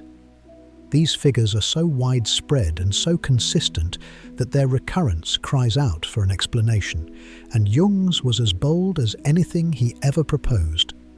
"We do not learn these figures," he said, "and we do not invent them fresh each time. We are born already carrying them. They are the permanent inhabitants of that ancient shared floor beneath the mind," and he called them archetypes. But here is where nearly everyone gets him wrong, and where the idea turns out to be subtler and far more defensible than its reputation. The archetype is not the figure. It is not a picture of a wise old man filed away in the brain at birth, white beard and staff and all, identical in every skull. What is inherited, Jung insisted, is not the image, but the empty pattern behind it. A readiness, a shape waiting to be filled, a channel down which experience will tend to run. It is the riverbed, not the water. Each culture, each person, each dream sends its own water down that ancient bed, water that takes the shape of the channel but is never the same twice. Or think of it as a kind of inherited grammar. No child is born knowing English or Japanese, yet every child is born with the deep machinery that forces whatever language it hears into the same few basic structures. The grammar is inherited, the sentences never are. In just this way, Jung argued, we inherit the grammar of the mother and the hero and the trickster, and then spend our whole lives composing our own particular sentences out of it, our own actual mothers, our own heroes, our own gods and monsters and dreams. He took the idea from biology, and it is worth following him there, because that is where the archetype stands on its firmest ground. Think of instinct. A spider spins the web of its kind without ever having watched one spun. A bird builds its species' nest with no lessons. A newborn calf, wet and blinking, hauls itself onto its legs and knows, somehow, to search for the udder. These are inherited patterns of behavior, not learned, not chosen, simply installed and waiting for the trigger that switches them on. The archetype, Jung said, is this exact same thing, only turned inward. If the body can inherit a pattern of action, why not the mind, a pattern of image? An archetype is instinct seen from the inside. The self-portrait, he once called it, that each instinct paints of itself. We come into the world, in other words, not as blank paper but already faintly scored, so that experience does not so much write on an empty page as trace over marks that were always dimly there. Take the one that reaches every human being who has ever lived, the mother. Not your mother, but the mother, the archetype lying beneath her. Notice that in the world's stories she is almost never simply kind. She comes doubled. She is the goddess of the harvest and the goddess of the grave, the one who gives life and the one who takes it back. She is the warm lap and the smothering dark, the serene Madonna cradling her child, and, in the very same fairy tales, the witch who fattens children to eat them. Why should the mother of all figures split so reliably into a lovely one and a monstrous one everywhere on earth? Jung's answer is that each of us began as an infant for whom one enormous being simply was the whole of reality, a giant who could feed you or fail to, hold you or drop you, and against whom you were completely powerless. That first overwhelming experience of the mother, love and terror fused into one is laid down in all of us, and it is the pattern against which you have measured and quietly found wanting every person who has ever tried to care for you since. You did not learn what a mother should be from the one you had. You arrived already expecting one and held her up against a template older than she was. The others work the same way. There is the wise old man, the guide who turns up at the edge of the forest exactly when the hero is lost. Merlin, the desert hermit, the mentor in 1,000 films, and you know the tug of him from the inside too, because you have spent stretches of your life scanning the room for someone older who might finally tell you what to do. There is the trickster, the rule breaker and shapeshifter, Loki in the frozen north, and Coyote out on the American plains, the fool who tears down the order everyone else is busy defending. We run into these figures out in the world constantly, and here is the quiet danger in it. We tend to see the archetype before we see the person. We cast the people around us into these ancient roles. This one is my wise mentor, this one is the enemy, this one is the one who will finally save me, and then feel obscurely betrayed when the actual, complicated human being fails to play the mythic part we handed them. A good deal of growing up, in Jung's world, is learning to take the mask off the people you have miscast and to let them be merely fully human instead. Now, is any of it true? This is where the archetype has to face its hardest test, and the test cuts two ways at once, which is exactly what makes it so difficult to escape. On one side stand Jung's more scientifically minded defenders, and they have a genuinely strong hand. Nearly everything we have learned since Jung about the newborn mind points away from the blank slate and toward precisely the kind of preloaded structure he described. A baby only days old will turn toward a plain pattern of two dots and a line before it will turn toward anything else, because the shape of a face is one of the things we come pre-wired to look for. The whole system that binds an infant to its mother, the crying, the clinging, the searching, behaves like an inherited pattern switched on by a trigger, the human echo of that staggering newborn calf. If anything, the biology of recent decades has drifted back toward Jung on the basic point. We are not born empty. And so his defenders say, you see, the archetypes are real. They are simply our evolved instincts, wearing mythic clothes. But that rescue, if it works, quietly kills the very thing it sets out to save. Because if the archetype is nothing more than an evolved predisposition, a fear template, a face detector, a bonding system, then it is real, yes, but it is no longer Jung's. It has become ordinary biology, and you no longer need the ancient shared flaw, or the inherited gallery of gods, or any of the grandeur to account for it. The magic drains out the instant it is proven. And if, on the other hand, you insist on keeping the grandeur, the particular inherited wise old man, the trickster handed down whole across the ages, thick with hidden meaning, then you are back to a claim biology cannot carry, and one with a second flaw besides. Because the true archetype, remember, can never be seen directly. Only its endlessly varying images ever surface, and that makes the whole thing nearly impossible to pin down. Find the wise old guide in Egyptian myth, and again in Norse myth, and it counts as proof. Find a people who seem to have no such figure, and that does not count against it. The archetype was only sleeping there, or wearing a mask you failed to recognize. A theory that every possible discovery confirms, and that no possible discovery could ever refute, has slipped free of the ordinary rules of evidence. So the honest verdict is a split one. The intuition underneath the archetype, that we are born already shaped, already leaning towards certain images and certain fears, is almost surely sound, and the study of the mind keeps confirming it. But Jung's specific, glittering cast of inherited characters, passed down entire from the deep past, is not something the evidence can bear. The riverbed is real. The particular gods he saw flowing through it are, in the end, his own. For tonight, though, you do not have to decide whether the old gods are real. You only have to notice something you can watch happening inside yourself, right now, as you sink. The images are beginning to come on their own. Behind your closed eyes, at the near edge of sleep, faces and fragments and small half-scenes are starting to assemble and drift and dissolve, and you are making none of them. You did not choose that face. You did not write that little scene. They simply rose up the way they rise up in everyone who has ever lain down and let the daylight mind go slack. Whatever else is true or false about the archetypes, that much is beyond argument, and it is happening to you this minute. Somewhere below the part of you that decides things, a workshop you will never be shown is quietly making pictures and handing them up into the dark, asking nothing of you but that you watch them pass. So watch them without needing to hold on to a single one.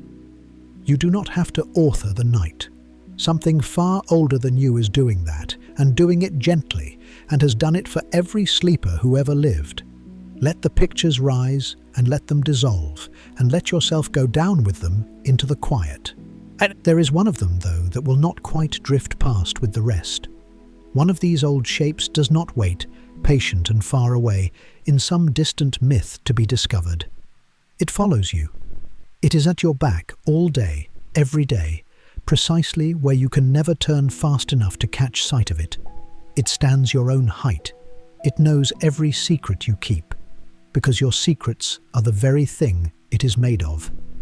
And of all the figures Jung ever named, it is the one you would go to almost any length not to turn around and meet.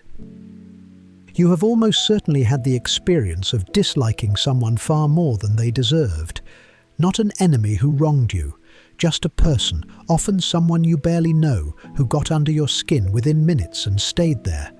It might have been their neediness, or their smugness, or the hungry way they worked the room for attention, or some particular phoniness you could smell on them across a table. Whatever it was, the thing to notice is the size of your reaction. The offense was small, and the heat you felt was enormous, wildly out of proportion to anything they had actually done to you. And here Jung makes one of his most uncomfortable observations, the kind that quietly changes how you walk through a room for the rest of your life.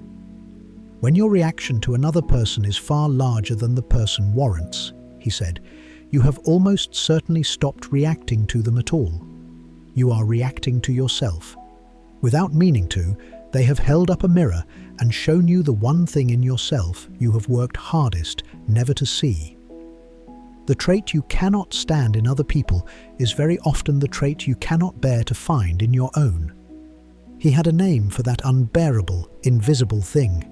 He called it the shadow.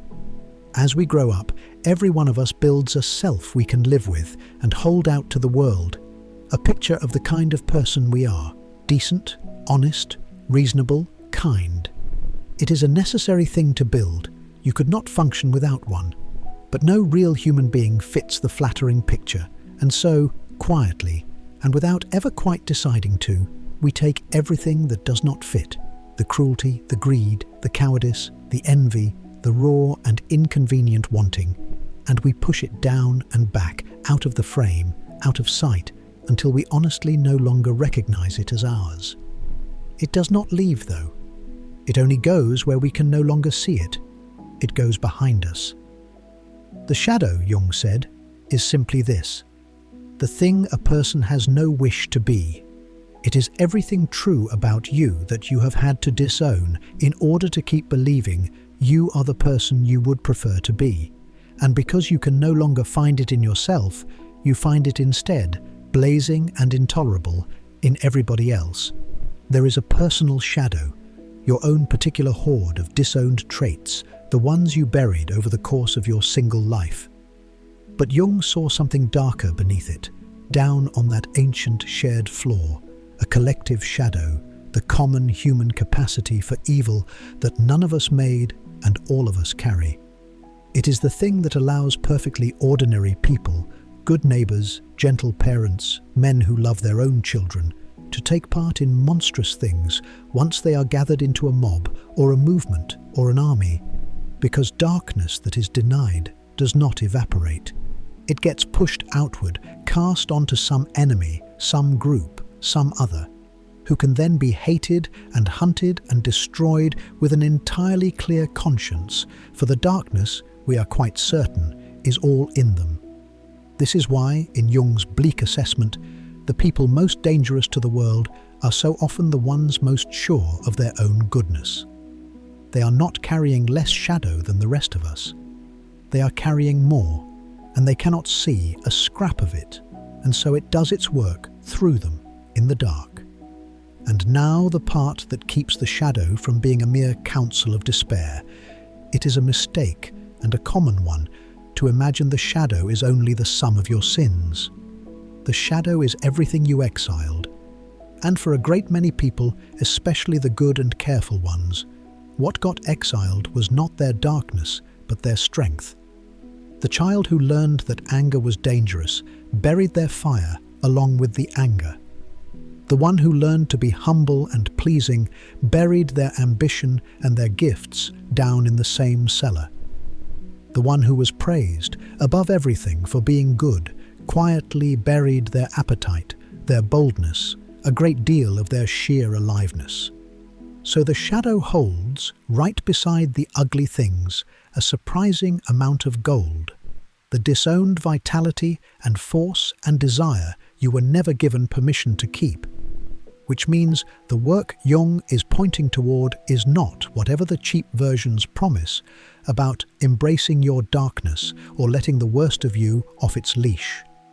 It is about becoming whole rather than merely nice, going back down for the parts of yourself you left behind, the black and the gold together, and carrying them up into the daylight where they can at last be put to use. Picture the shadow as the compost heap at the bottom of the garden. It is where you throw everything you do not want on display in the neat front beds of your public self. The rot, the peelings, the waste, the parts that smell. Turn your back on it and it festers, and the stink of it drifts over the fence anyway, in your sudden rages and your strange dislikes and the symptoms you cannot explain. But compost is also the richest soil there is. Turn it, work it, get your hands down into it, and it grows things the tidy lawn never could. You cannot wish the heap out of existence. You can only refuse to look at it or roll up your sleeves and begin. It is one of his richest ideas, and I would be doing you a disservice to let it pass without turning it over to find the flaw, because it has one. The trouble is in that very mechanism of projection, which can quietly become a trap with no way out. An argument that wins no matter what you say. Watch it closely. I tell you that your fierce dislike of someone reveals your own hidden shadow. Suppose you agree. Yes, now that you say it, I can feel that same trait in myself. The theory is confirmed. But suppose you disagree. No, honestly, I simply dislike cruelty, and I am not secretly cruel. Now your very denial is taken as the proof of how deeply you must have buried it. Agree, and the theory wins. Deny, and the theory wins. There is no answer you could give that would ever count against it. And an idea that can never be shown to be wrong is an idea to hold at arm's length, because it has stopped being a testable claim about the world and become a lens that tints everything it looks at and can itself be checked by nothing. There is a second danger as well, and this one is not merely logical, but moral. If everything dark in human behavior is the shadow, a natural feature of the psyche to be understood and integrated rather than judged, then you can talk yourself by slow and reasonable steps straight out of the reality of evil. The cruel man is only disowning his aggression. The atrocity is only the collective shadow erupting. And somewhere in all that sympathetic understanding, the plain hard fact that a person did a wicked thing and is answerable for it grows soft and quietly dissolves. Jung himself was not always careful along this line, and there is a stretch of his own life still ahead of us where exactly this blurring did real harm. The shadow is a true and valuable insight into the ways we hide from ourselves. It curdles into something worse the instant it is used to melt down the difference between explaining a wrong and excusing it. And yet the idea will not go away. In fact, it is more alive now than it has been in 100 years. Something in it speaks with peculiar force to this particular moment. A generation raised to hold out a polished, flattering, carefully edited version of itself to the world. Every image chosen, every flaw cropped quietly out of the frame, has gone looking in enormous numbers for the very parts it had to hide in order to build that shining picture, and has reached back across a century for his old word to name them. The shadow. Because you cannot keep a self that gleaming without a great heap of discarded material piling up somewhere out of view, and some part of us has always known it, and has lately begun going out to look for the compost heap behind the perfect garden, Whatever the philosophers finally decide about whether the theory can be tested, you can try a gentler version of it on yourself tonight, at no risk at all. Call to mind the person who irritates you most just now, the face that rose up the moment I said it. Feel, without judging it, the sheer size of the reaction. You do not have to conclude that you are secretly just the same. Sometimes a difficult person is only a difficult person, and dislike is only dislike. But you can leave the question open, and in the days ahead you will get to choose over and over what to do with a grudge like that. Whether to carry it around as a small, quiet proof of your own goodness, or to set it down and ask without flinching what it might be trying to show you about yourself.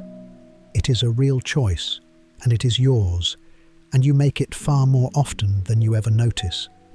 But none of that is for tonight. This is the mercy of the late hour, and it is the one thing all of Jung's daytime work can never hand you. For the next little while, there is nothing in you that needs fixing, no shadow that needs facing, no grudge that needs to be resolved.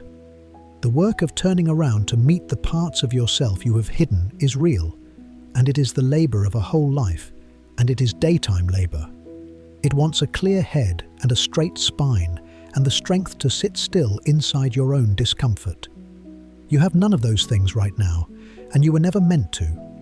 Right now, you are lying down and going soft and letting the whole exhausting business of being someone settle to the floor. The shadow will not come up the stairs to confront you in the dark. It has no use for you while you sleep. It only ever follows the version of you that is upright and moving and working to seem good.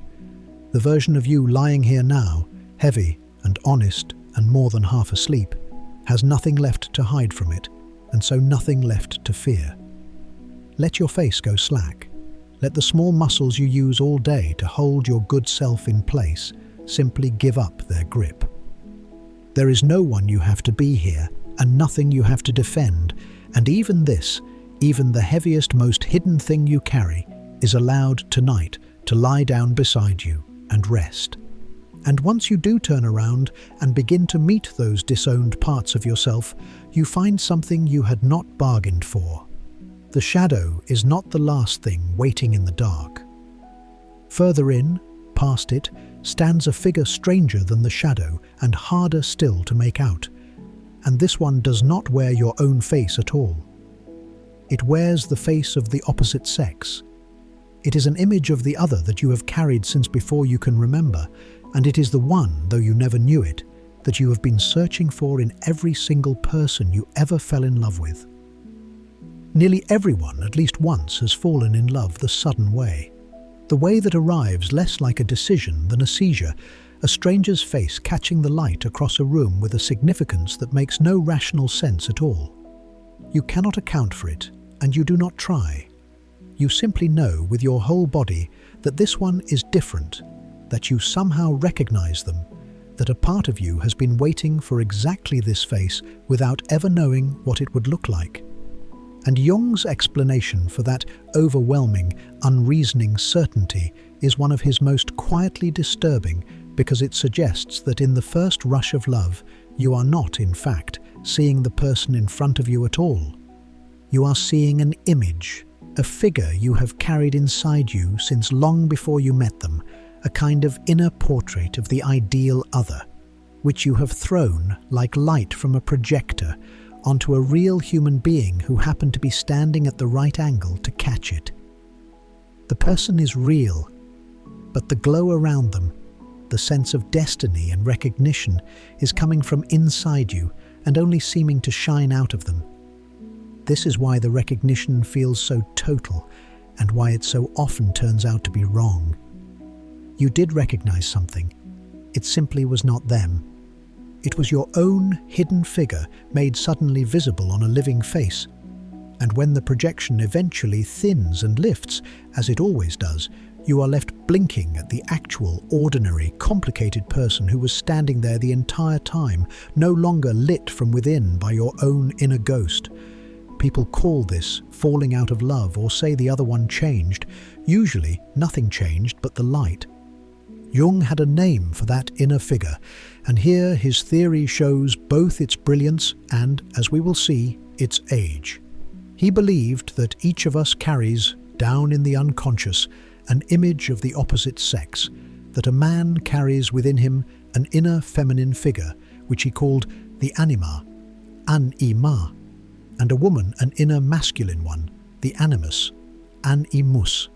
He called this figure the soul image, and thought it was built partly out of your earliest experience of the opposite sex parent, and partly out of that deep inherited flaw beneath the mind. Its great purpose, in his scheme, was to act as a kind of inner bridge, a guide leading the conscious, daylight self back down toward the deeper self it had lost touch with. And you always meet it first by projection, cast onto someone you fall for. The grown-up work, the real labor of love, is to slowly take the projection back, to understand that the magic you saw in the beloved was your own inner figure, your own unlived opposite, and to withdraw it, and learn to turn toward that inner other directly, which quietly frees the actual person beside you to be nobody but themselves. The love that lasts tends to begin at the exact moment the projection ends. That hidden inner face, though, has a twin, a second face that looks the other way. If the soul image is the one you turn inward, toward the depths, without ever knowing you have it, then there is another you turn outward, toward the world, and this one you know intimately because you spend most of your waking life keeping it on. Jung called it the persona, after the Latin word for the mask an actor wore upon the stage. Your persona is the self you assemble to meet the world. The capable professional, the good parent, the easy colleague, the pleasant guest at the party. It is not a lie, and it is not a defect. You could no more live without one than an actor could walk on stage with no role at all. A person with no persona whatsoever, who blurts every private thought across the meeting room table, is as unwell in his own way as a person who is nothing but persona. The mask is necessary and good. The danger it carries is subtler, forgetting that it is a mask. The peril comes when the self behind the face quietly dies into it, when, over the years, you stop wearing the role and simply become it, until there is nothing left behind the mask but more mask. The saddest and most familiar version is the person who is entirely his work. For decades, the title does everything a self is supposed to do. It tells him who he is when he wakes, what he is worth, how to stand in a crowded room. And then comes the morning they take the title away. Picture reaching for the person underneath it on that first silent morning of retirement and feeling your hand close on nothing at all. No one home, only the cooling shape of a role you played so long and so well that you forgot, somewhere along the way, that it had never actually been you. The depression that so often follows, and that baffles everyone around such a person, is grief for a self that turns out never to have existed. Jung's rule of thumb here was a simple one. It is healthy to be able to take the badge off at the door. It is a kind of slow catastrophe when the badge grows into your face. So Jung has us living our lives suspended between two faces, and neither one is quite us. On the outside, the mask we hold up to the world and gradually mistake for ourselves. On the inside, the image of the other we carry in secret and mistake for the people we love. The persona is who we pretend to be. The soul image is who we ache for and cannot find. And the real person, the whole self, all of this, is finally reaching toward, is neither of them. It is what slowly emerges as you loosen your grip on the mask and take back the projection, and stop being either the part you are playing or the ghost you are chasing. Now, I have to be straight with you, because this is the corner of Jung's psychology that has aged the worst, and it deserves the sharpest look.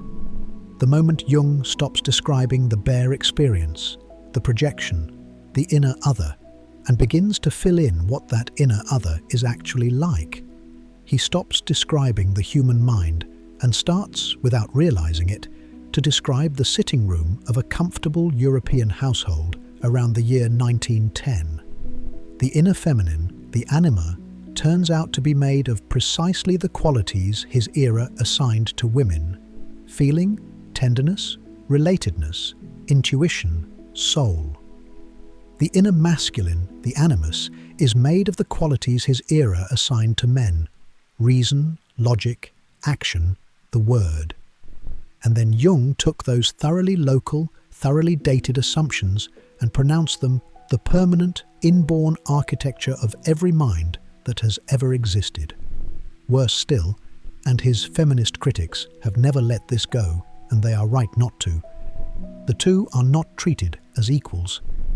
When a man makes contact with his inner feminine, it enriches him, it deepens him, softens him, opens him to art and feeling and soul. But when a woman is gripped by her inner masculine, it is described as a problem to be managed.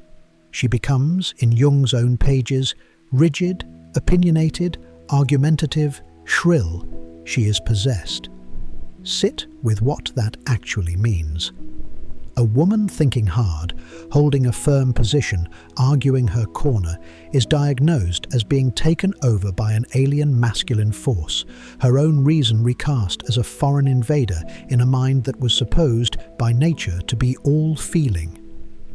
It is a plain double standard wearing the robes of depth psychology, and it did real damage to real women who were told, in effect, that their own minds were a kind of symptom. And here is the sharp little irony at the heart of it. A great deal of the theory of the animus, the woman's inner masculine, was not worked out by Jung at all, but by his wife, Emma, a formidable intellect in her own right, which only deepens the strangeness of a doctrine that pathologizes the very kind of thinking woman who helped to build it. To their credit, Jung's own heirs have quietly taken the worst of this apart. Most working Jungians now cut the inner other loose from biological sex altogether, treating it not as the fixed opposite of your gender, but simply as whatever part of the full human range you happen to have left unlived, which means it belongs to anyone of any kind and loves anyone, and at last makes room for all the people the old rigid pairing quietly left out. And that repair, though they seldom say it in so many words, is really a confession that the gendered version was never a law of the psyche at all, but only the prejudice of one small time and place, mistaken for one. What survives, once you strip the dated costume off it, is the plain and genuinely useful thing we began with, that each of us carries an image of what we are missing, an unlived half of ourselves, and goes looking for it over and over in other people, and mistakes the finding of it for the finding of them. That much may well be true of every human being who has ever loved. The rest of it was Zurich in 1910, talking to itself in a mirror. But set the theory down, and set the argument down, and notice instead who you are carrying tonight. Because nearly everyone lying awake in the dark is carrying someone, a face they keep turning over, a person they are missing, or wanting, or mourning, or trying to forgive.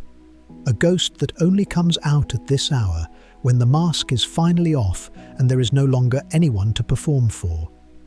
Maybe it is someone you loved and lost. Maybe it is someone you never quite got to have. Maybe it is a version of a person that only ever truly lived inside you. Whoever it is, Jung would offer you something strange and, in the end, kind. That a good part of what you are aching for tonight is your own unlived half, wearing a borrowed and beloved face, and that it is therefore not lost and cannot be lost because it was always inside you and is inside you still. You do not have to resolve any of that now. You do not have to decide whether to reach out or how to hold on or when to let go. Whoever it is you are carrying, you are allowed to set them down very gently on the floor beside the bed and leave them there until morning. They will keep. The mask is off and there is no one left you have to be and no one you have to find. For the next few hours, you get to be only this, the person lying here in the dark, alone and entire, missing no one, needing no one, already whole. There is a strange consequence to all of this, though, one that Jung could never quite stop turning over.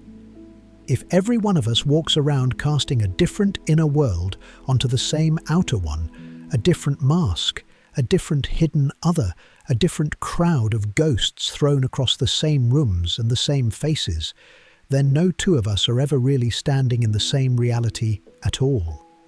You and the person lying next to you can look at the very same scene, the very same person, the very same plain fact, and honestly, helplessly, see two entirely different things.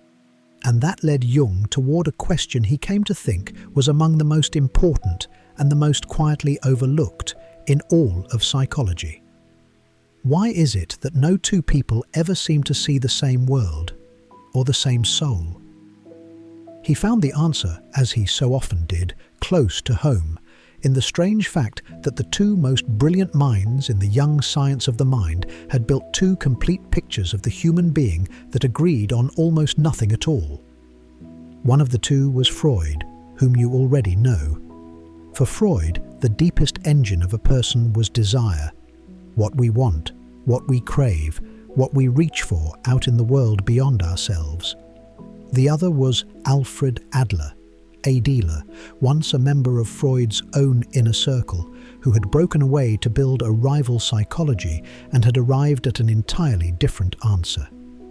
For Adler, the engine was not desire but power, the self's long struggle to climb up out of a buried sense of its own smallness and become strong. Two great systems, each claiming to explain the whole of a human being, each built by a first-rate mind and flatly incompatible, and where everyone else in the field lined up to argue over which of them was correct, Jung, characteristically, asked a stranger and better question. He asked why two such gifted men, looking at the very same creature, could see two such completely different things. The answer he reached became one of his most durable ideas, and later, one of his most abused. They were not right or wrong, he decided. They were different types. Freud's whole attention flowed outward, toward the object, toward what we want from the world. Adler's flowed inward, toward the subject, toward the self and its defenses. Each man had, without ever knowing it, built a psychology in his own image and then mistaken his own way of being for the plain truth about everyone alive. From this, Jung drew the most famous, and by now the most mangled, pair of words in all of psychology, the extrovert and the introvert. And I have to correct the popular meaning right away, because the words have drifted so far from what he intended that they now nearly point the wrong direction. In ordinary speech, an extrovert is a loud, social, party-loving person, and an introvert is a shy and quiet one. That is not what Jung was describing at all. For him, the distinction was about the direction your energy naturally runs, outward into the world of people and things and events, or inward into your own private country of thought and image and reflection. The extrovert is charged up by contact with what is outside and worn down by too much time alone. The introvert is charged up by the inner world and worn down by too much of the outer. It has nothing to do with whether you like people. It is only about which direction feels like home, out there or in here. And even this, Jung insisted, is a leaning and never a cage. There is no such thing, he said plainly, as a pure extrovert or a pure introvert. Every one of us is a blend, tilted a little to one side. But the inward and the outward turn are only the first, roughest cut. Jung went further and mapped 4 different instruments the mind uses to take in the world and make sense of it.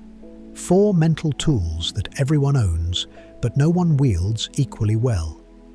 The clearest way to hold them is as 4 actual tools. The first is a camera. This is the part of you that registers the concrete facts, exactly what is physically present, the color of the wall, the weight of the cup, the precise words that were spoken. Jung called it sensation. The second is a weather forecaster. This is the part that looks straight past the facts to the possibilities, that senses where a thing is heading and leaps ahead to what might come of it. He called it intuition. Those two are how the world gets in, how you perceive it. The other two are how you decide what to do with what you have taken in. One is a calculator, judging by logic, asking only whether a thing is true, whether it holds together, whether it follows. Jung called that thinking, and the last is a set of scales. And here I have to stop you, because Jung's name for it is one of the most misunderstood words in his whole system. He called it feeling, but he did not mean emotion. He did not mean being sentimental or tearful or soft. His feeling is a form of judgment, every bit as rational as thinking.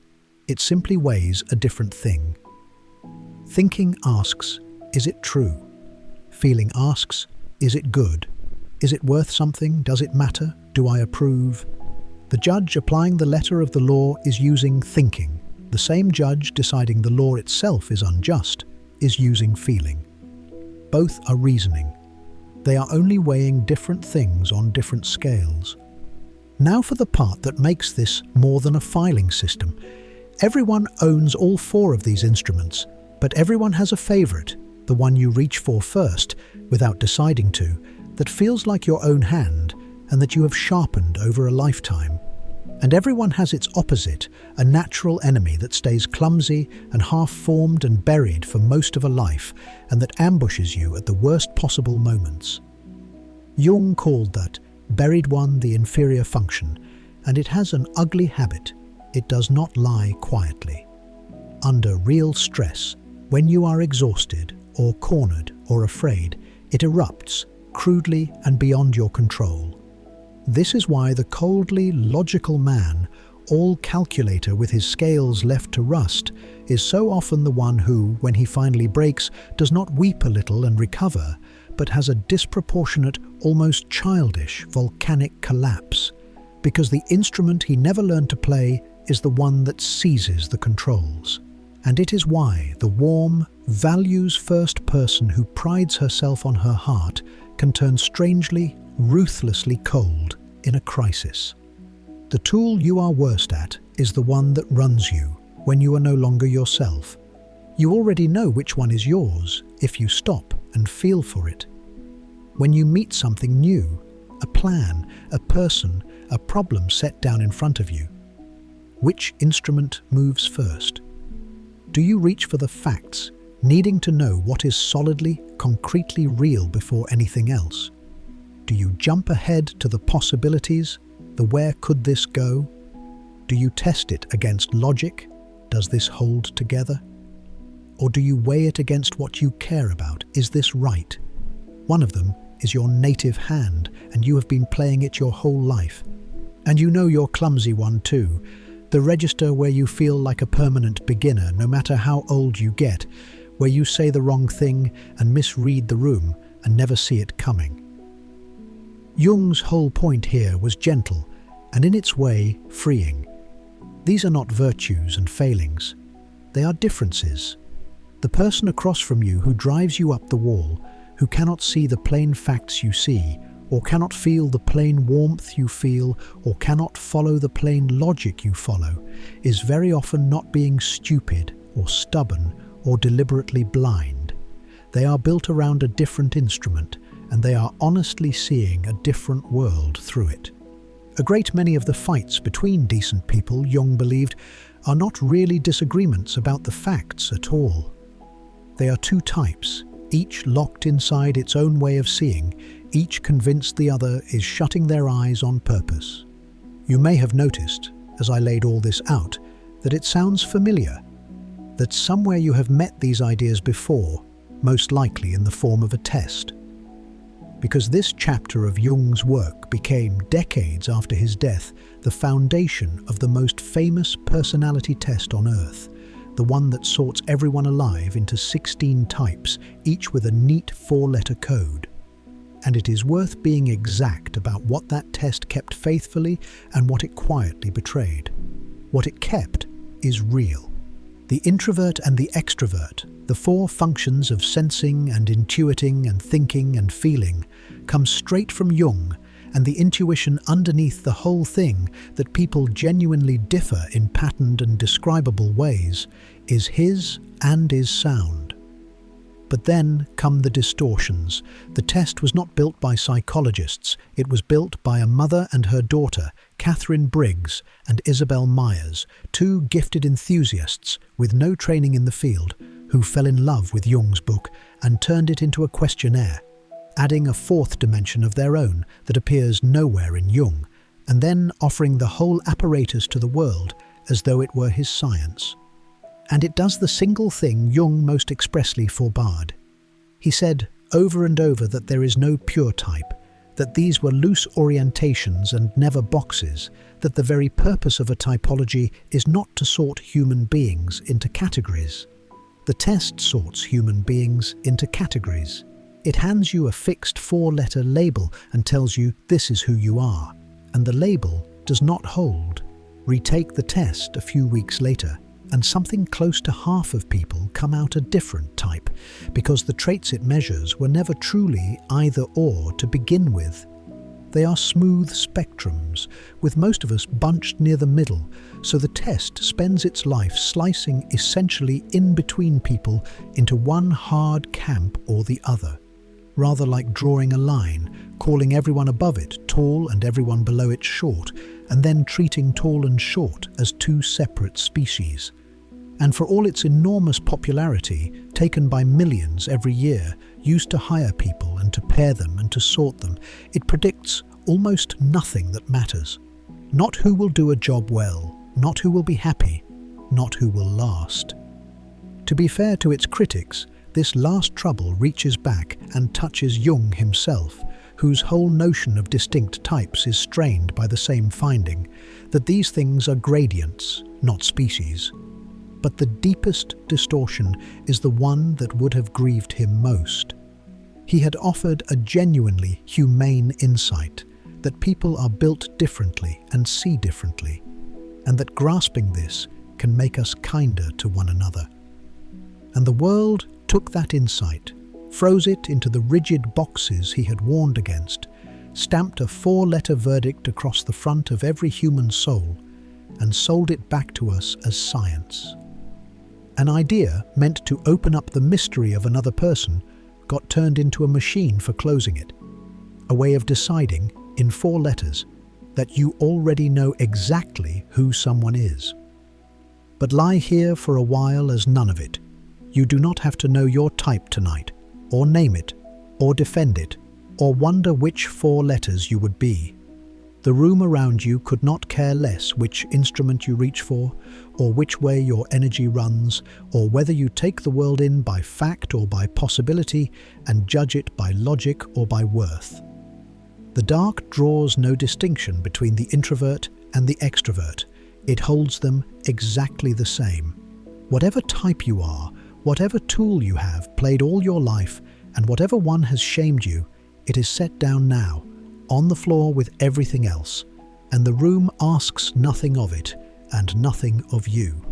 There is no one here for you to be understood by, and no one to be misjudged by, and nothing to sort or to be sorted into.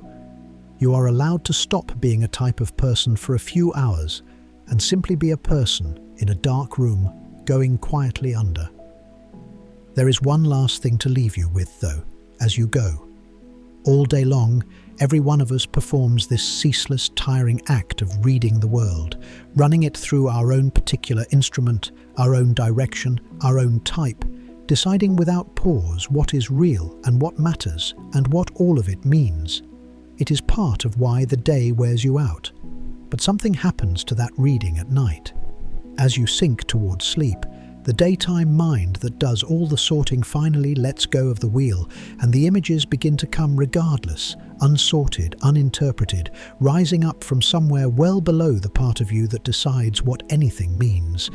The reading is taken out of your hands. And Jung was convinced that what the mind does with the world, once you stop steering it, the strange, vivid films it runs for you in the dark, night after night, whether you remember them in the morning or not, is not idle noise at all. It may be some of the most important work a human mind ever does. Night after night, a powerful and self-assured man has the same small, humiliating dream. He is falling, or he is shrinking down to nothing, or he is a child again, lost in a crowd, unable to make a single person hear him. By day he is the opposite of all that, certain, commanding, a little dismissive of anyone slower than himself, never visibly in any doubt. He wakes from the dream uneasy, shrugs it off, and goes back out into the world to be certain and commanding again. Freud, hearing such a dream, would go digging underneath it for a hidden wish, some buried longing perhaps, to be small, to be held, to finally lay the burden down. Jung looked at the very same dream and saw something else, and, to my mind, something stranger and far more useful. He said the dream was not hiding anything at all. It was correcting something. The man's waking self had grown dangerously lopsided, all strength and no softness, all certainty and no doubt, and the dream was simply, faithfully, supplying the missing half, handing back to him at night the vulnerability he had edited out of himself by day. It was not a disguise, it was a correction. It was the psyche, quietly, in the dark, balancing its own books. Jung called this the compensatory function of the dream, and it was one of the deepest places he ever broke from the man who had made him. For Freud, the dream was essentially a smuggler. A forbidden wish, too shameful or dangerous to look at directly, gets disguised, dressed up, broken apart, and reassembled into innocent-looking images by a kind of inner censor, so that it can slip past the guard we keep even in sleep. The dream you actually remember is the cover story, and the analyst's task is to peel the disguise away and expose the ugly wish underneath. Jung came to believe this was very nearly upside down. The dream, he insisted, is not a liar. It does not disguise, it does not distort, it does not deceive. It is, if anything, the single most honest thing about you, a spontaneous, unedited self-portrait of your whole mind, showing you plainly the very things your waking self has worked hardest not to see. When a dream is hard to understand, that is not because it is keeping a secret from you. It is because it is speaking a language you have half forgotten how to read. The old language of image and symbol, which was your first language long before you had words. The strangeness of a dream is not a locked door. It is a foreign tongue. And the dream, on this view, is a kind of second opinion you never asked for.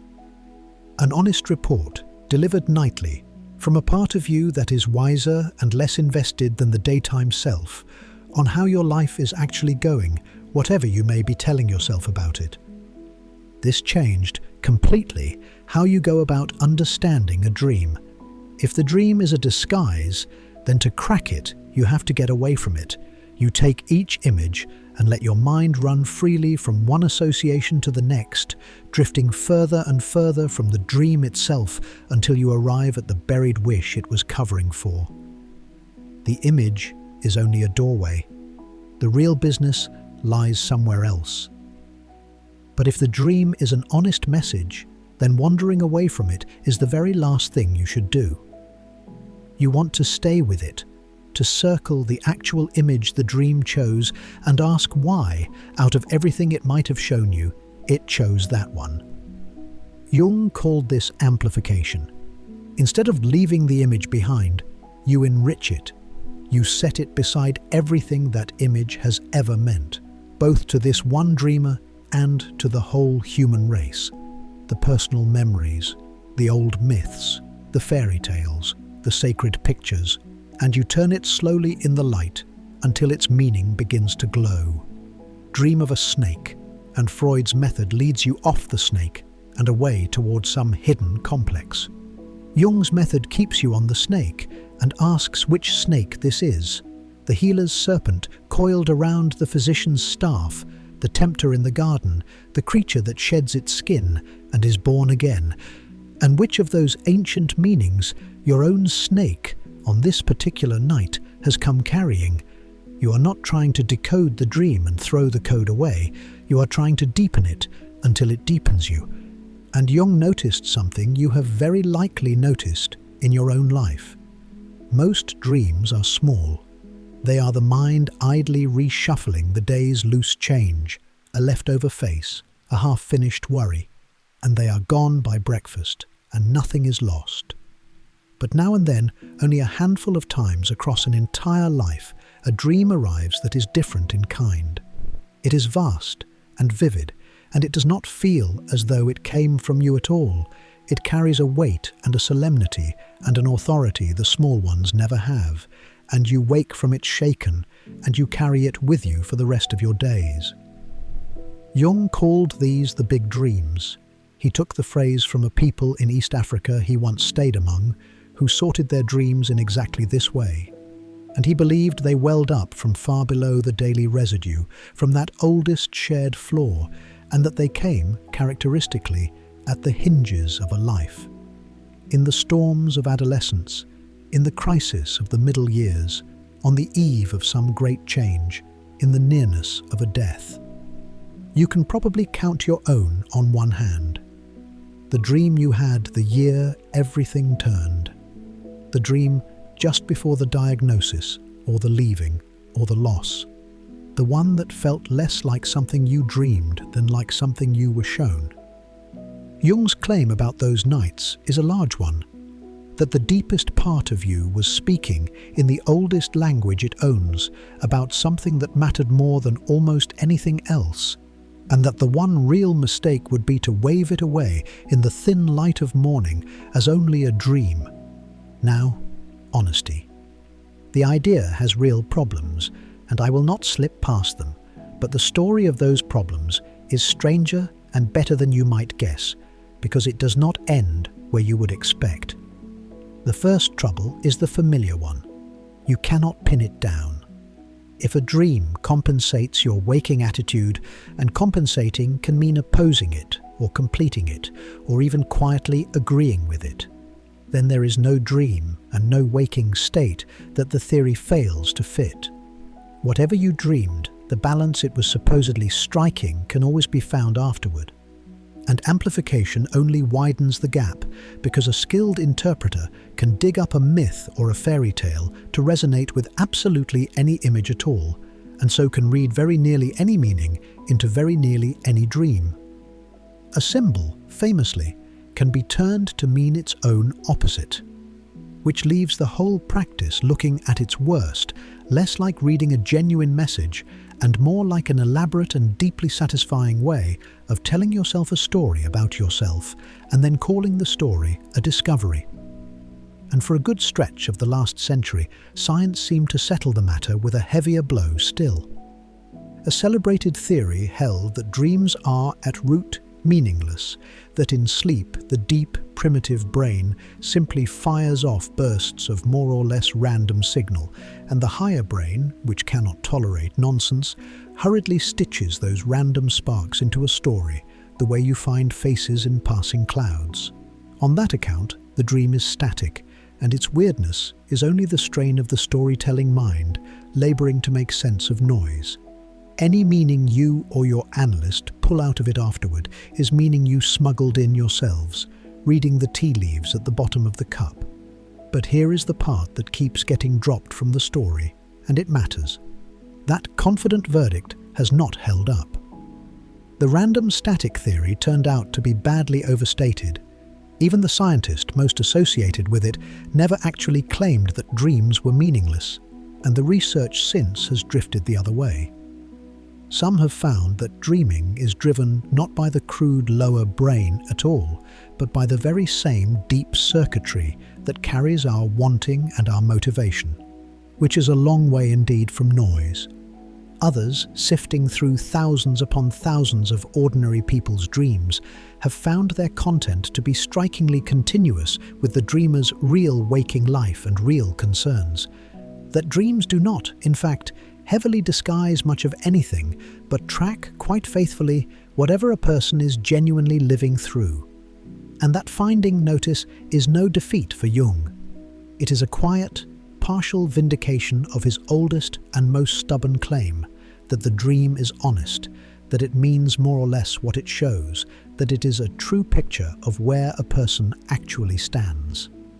The far reaches of his theory, the parts that climb up into the inherited flaw and the ancestral symbols, remain exactly as unprovable as they ever were. But the plain, load-bearing heart of it, that your dreams are an honest self-portrait, quietly correcting the flattering story you tell yourself by day, has aged far better than almost anyone expected. And to his great credit, the older Jung grew, the more careful he became about all of it.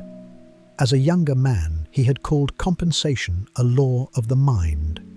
Near the end, he took that back, with a humility you almost never hear from the founder of a school of thought.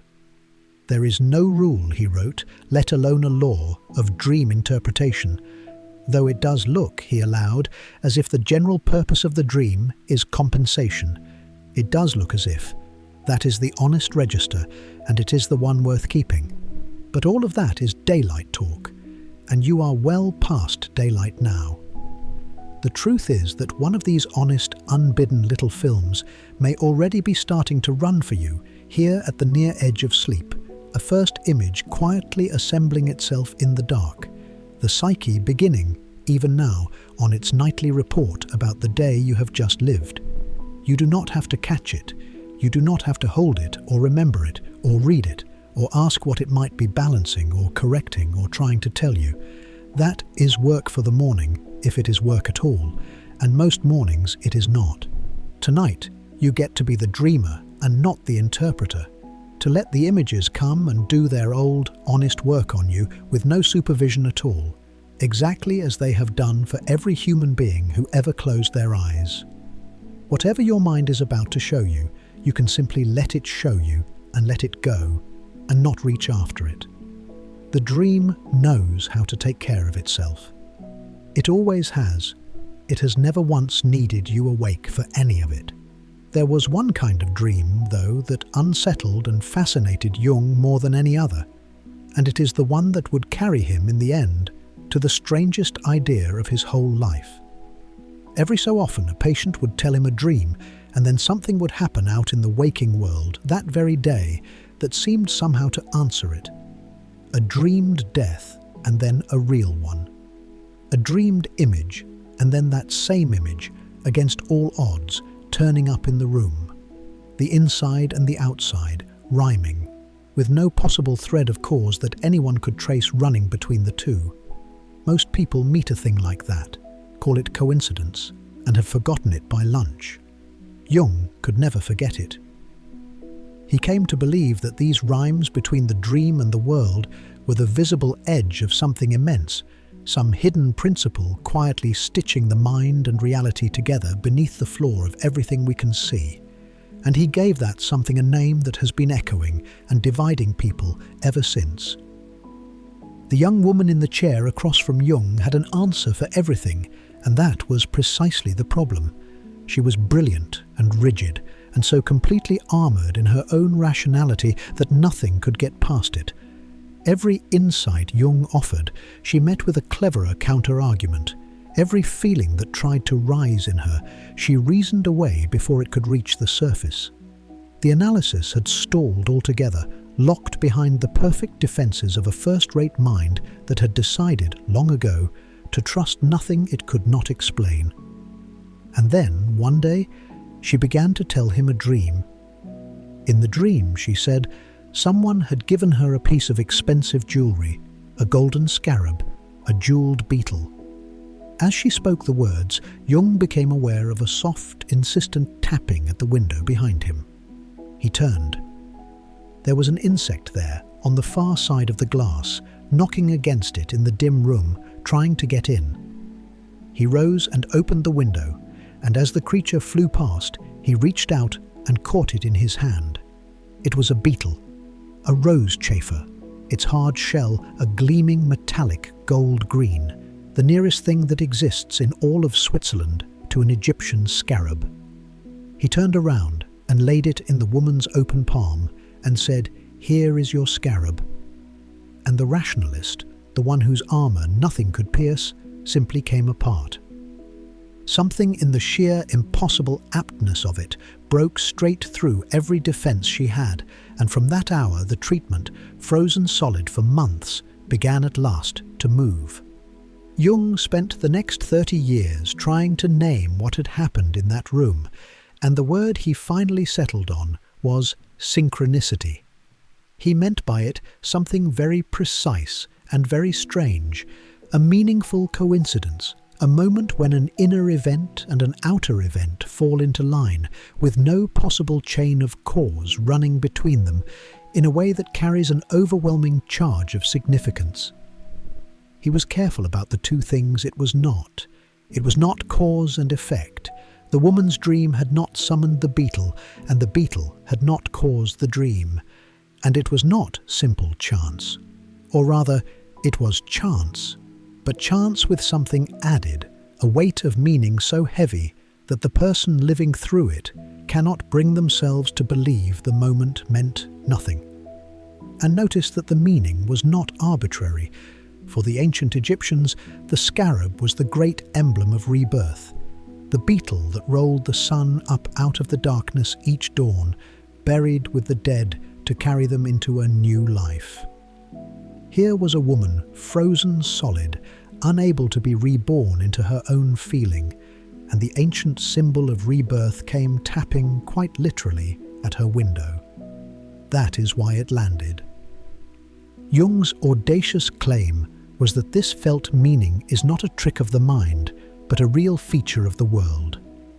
Alongside cause and effect, the iron chain by which everything in the universe is supposed to be linked to everything else, there runs, he proposed, a second hidden principle of connection, one that works not by force, but by meaning. He called it an acausal connecting principle, a way for the inside and the outside to be stitched together by significance alone, with nothing physical passing between them at all. It was, beyond any doubt, the boldest idea he ever had. It may also have been his worst. And then Jung did something that carried the idea out of the quiet consulting room and set it down deliberately on the desk of hard science. He found an unlikely ally, one of the greatest physicists of the age, Wolfgang Pauli, POW Lee, a Nobel laureate and one of the founding architects of quantum mechanics, a mind as rigorous as any the century produced. Pauli had come into Jung's orbit during a private crisis of his own, and Jung had studied hundreds of his dreams.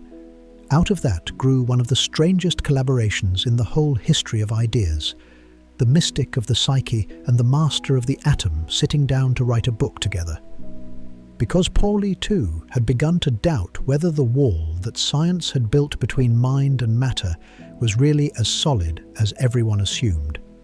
He even had a running joke at his own expense.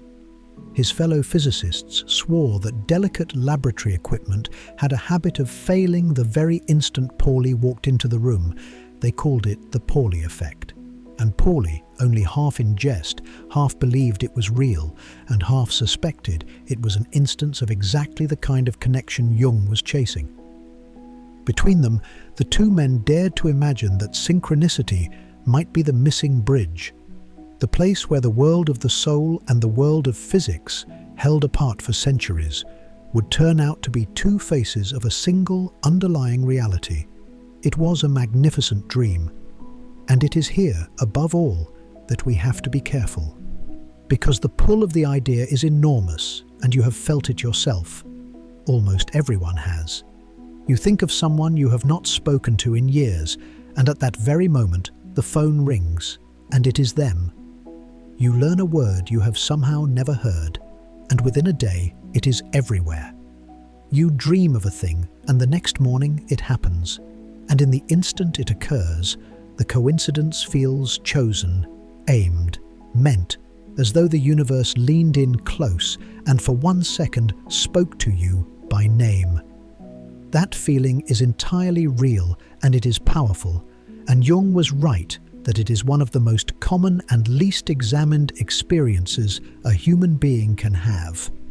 The only question, but it is the whole question, is what it actually means. And here I have to be a fair guide, because the case against Jung is a devastating one, and it deserves to be understood, precisely because you do not have to be a cynic to find it convincing. The skeptic does not begin by calling you a fool for feeling what you felt. He begins by granting it. Yes, the experience is real, and yes, it can be uncanny. The disagreement is only about where the meaning comes from the universe out there or from you. And laid out patiently, his answer is very hard to escape. Begin with sheer numbers.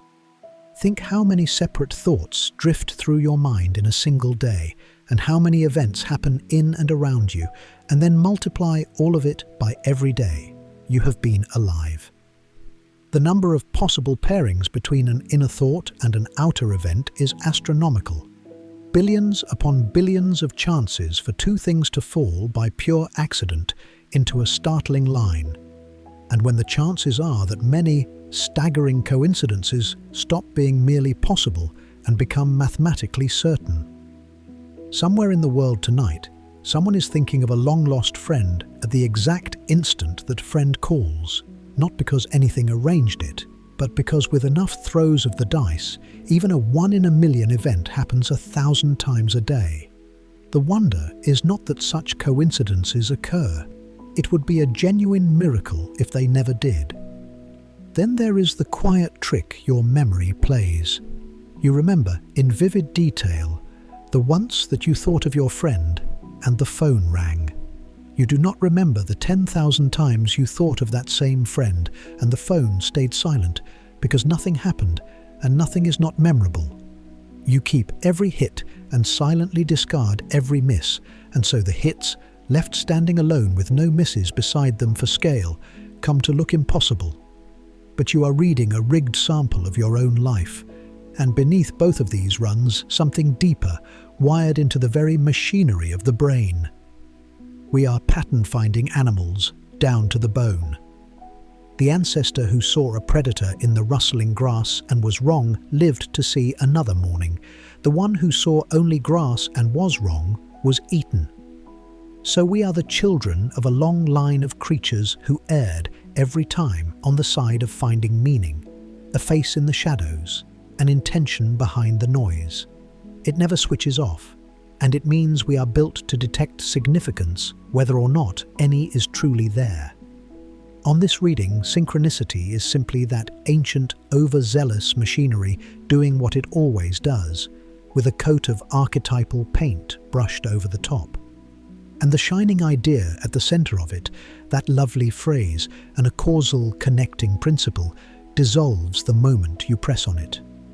A connection that carries no force, that is transmitted by nothing, that lets you predict nothing and forbids nothing from happening, is, in plain scientific terms, impossible to tell apart from no connection at all. Because the meaning is supplied entirely by you, the observer, the principle can be stretched to fit any coincidence after the fact, while ruling out nothing in advance, which is, as we have seen more than once tonight, the unmistakable signature of an idea that has drifted out past the reach of any possible test, and the great shared dream that quantum physics would ride in and rescue the whole thing does not survive contact with the actual physics. The causeless flicker at the bottom of the atom is real, but it is blind and statistical and utterly empty of meaning. It has nothing whatever to do with a beetle arriving at the perfect moment to heal a wounded soul. And the most honest witness on that point is Pauli himself, who, for all his fascination, finally admitted that the mathematics of the microscopic world has no use for the concept of meaning. that you cannot smuggle the human hunger for significance down into the equations of the atom. The bridge Jung longed to build turned out to have no anchor on the far side. So, where does that leave us? And where does it leave the woman with the beetle cupped in her hand? Here, I think, is the honest and the moving answer. The science is almost certainly right. There is no hidden principle in the universe arranging insects to answer our dreams, and the mechanism Jung proposed is not real. And it is also true, this is the part the debunkers are too quick to forget, that the meaning was real. It was real to her. Whatever its cause, that coincidence was the thing that finally cracked the armor around a suffering woman and let her back into her own life. The universe, in all likelihood, did not send the scarab, but the meaning she made of it was not nothing. It changed her. And that may be the truest thing that can be said about synchronicity. Not that the world is secretly whispering to us, but that we are creatures who cannot help but listen for it. And that the meaning we find, even the meaning we make ourselves, can still, sometimes, save a life. And you can feel, if you turn your attention to it, just how much effort that listening takes. All day long, some part of you is scanning, asking of everything that happens. What does this mean? Is this a sign? Is something being said to me? Does this connect to that? It is a tiring thing, this ceaseless hunt for significance, and most of us never notice we are doing it until we try for a moment to stop. So, try it now. Let the question go slack. For the next little while, nothing that happens has to mean anything at all. The creak of the house settling, the car passing in the street, the stray thought that just drifted through. None of it is a sign. None of it is a message. None of it is aimed at you. It is only the plain, unmeaning texture of an ordinary night, and you're allowed to let it be exactly that, and no more. Feel the particular tiredness of meaning-making begin to loosen and let go, the way a clenched fist loosens, in the jaw first, and then the brow, and then the shoulders that have been holding, all day, the weight of a world that had to add up to something. It does not have to add up tonight. Nothing has to connect to anything else. You can stop searching for the pattern and simply lie here in the plain, unsignifying dark, where a beetle at the window would be only a beetle, and let yourself go down towards sleep. Jung himself, though, could never once let the pattern go. The hunt for it was the engine of his whole life. Beneath synchronicity, beneath the archetypes, beneath every idea he ever had, he was chasing a single thing, the conviction that the scattered pieces of a life and of a mind and of the whole wide world secretly belong together, that they are the broken parts of one great figure straining to become whole again. And in his search for that wholeness, this brilliant, disreputable, half-mad old man went looking in the very last place any respectable scientist of his day would have dreamed of looking. In the crumbling, abandoned books of the medieval alchemists, those strange men who had spent their lives hunched over furnaces, trying to turn lead into gold. He opened one of those books one afternoon, and what he saw on its pages stopped his breath. For a long time after the descent, Jung carried a private fear about the visions that had come to him in those terrible years, a fear he confessed to almost no one. He was afraid they were his alone. If the strange figures and the burning circles and the unions of opposites that had risen up out of his own mind belonged only to him, then the psychiatrists were right, and it had all been a breakdown, a private madness dressed up, after the fact, as revelation. He searched for years for some sign that other human beings had ever seen what he had seen, and found nothing in all of modern science that came anywhere close. And then, almost by accident, he stumbled onto the alchemists. He opened one of their books one afternoon, a volume 400 years old, crowded with bizarre engravings, A king and a queen embracing in a bath, a black sun, a dragon devouring its own tail, a body dissolving and being born again. And the hair stood up on his arms because he knew these pictures. They were his. The images that had come to him alone in the loneliest years of his life, out of the deepest part of his own mind, were sitting there on the page, drawn centuries before he was born, by men who had believed they were writing chemistry. It was the confirmation he had been starving for. What he had found down in the dark was not his private wreckage after all. It was a real country, one that other travelers had reached long before him and mapped in a strange and secret code. For the better part of 1,000 years, alchemists had hunched over their furnaces, trying to turn lead into gold, and nearly everyone since, especially the chemists who came after and laughed at them, assumed they were simply failed scientists, greedy dreamers chasing a thing that could not be done. Jung saw something else. He came to believe that the alchemists, staring year after year into their flasks and their fires, were unknowingly projecting the deepest process of the human soul onto the metals in front of them. They thought they were watching lead turn into gold. What they were actually watching, without ever realizing it, was the transformation of themselves. That whole outlandish language, the blackening and the whitening and the reddening, the death and rebirth of the substance, the marriage of the king and the queen, was, Jung argued, a symbolic map of the one transformation that matters above all others, the slow, difficult, lifelong work of turning a divided human being into a whole one. The gold was never in the flask. It was in the psyche, and they were seeing it reflected dimly off the glass. This handed Jung the master image for the thing his whole psychology had been circling from the very start, the process he called individuation. It is the great work of a human life, and it is the thread that quietly ties together everything we have touched tonight. To individuate is to become whole, not to become good, not to become happy, not to become successful, but to become whole. It means going down to meet the shadow you have spent your life refusing to look at, which is the blackening, the dissolving of the self you thought you were. It means taking back the ghosts you have cast onto the people you love and reconciling the warring opposites inside you, which is the marriage of the king and the queen. And it means, slowly, across decades, gathering up all the scattered, exiled, disowned pieces of yourself into a single, integrated person. The alchemists had a name for what was left at the end of the work: the philosopher's stone, the incorruptible gold, the treasure hard to attain. Jung had a name for it too. He called it the self.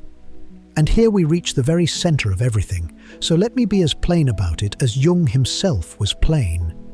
There is a difference, he insisted, and this one distinction is the firmest, least slippery thing in his entire system, between the ego and the self. The ego is what you mean when you say the word I.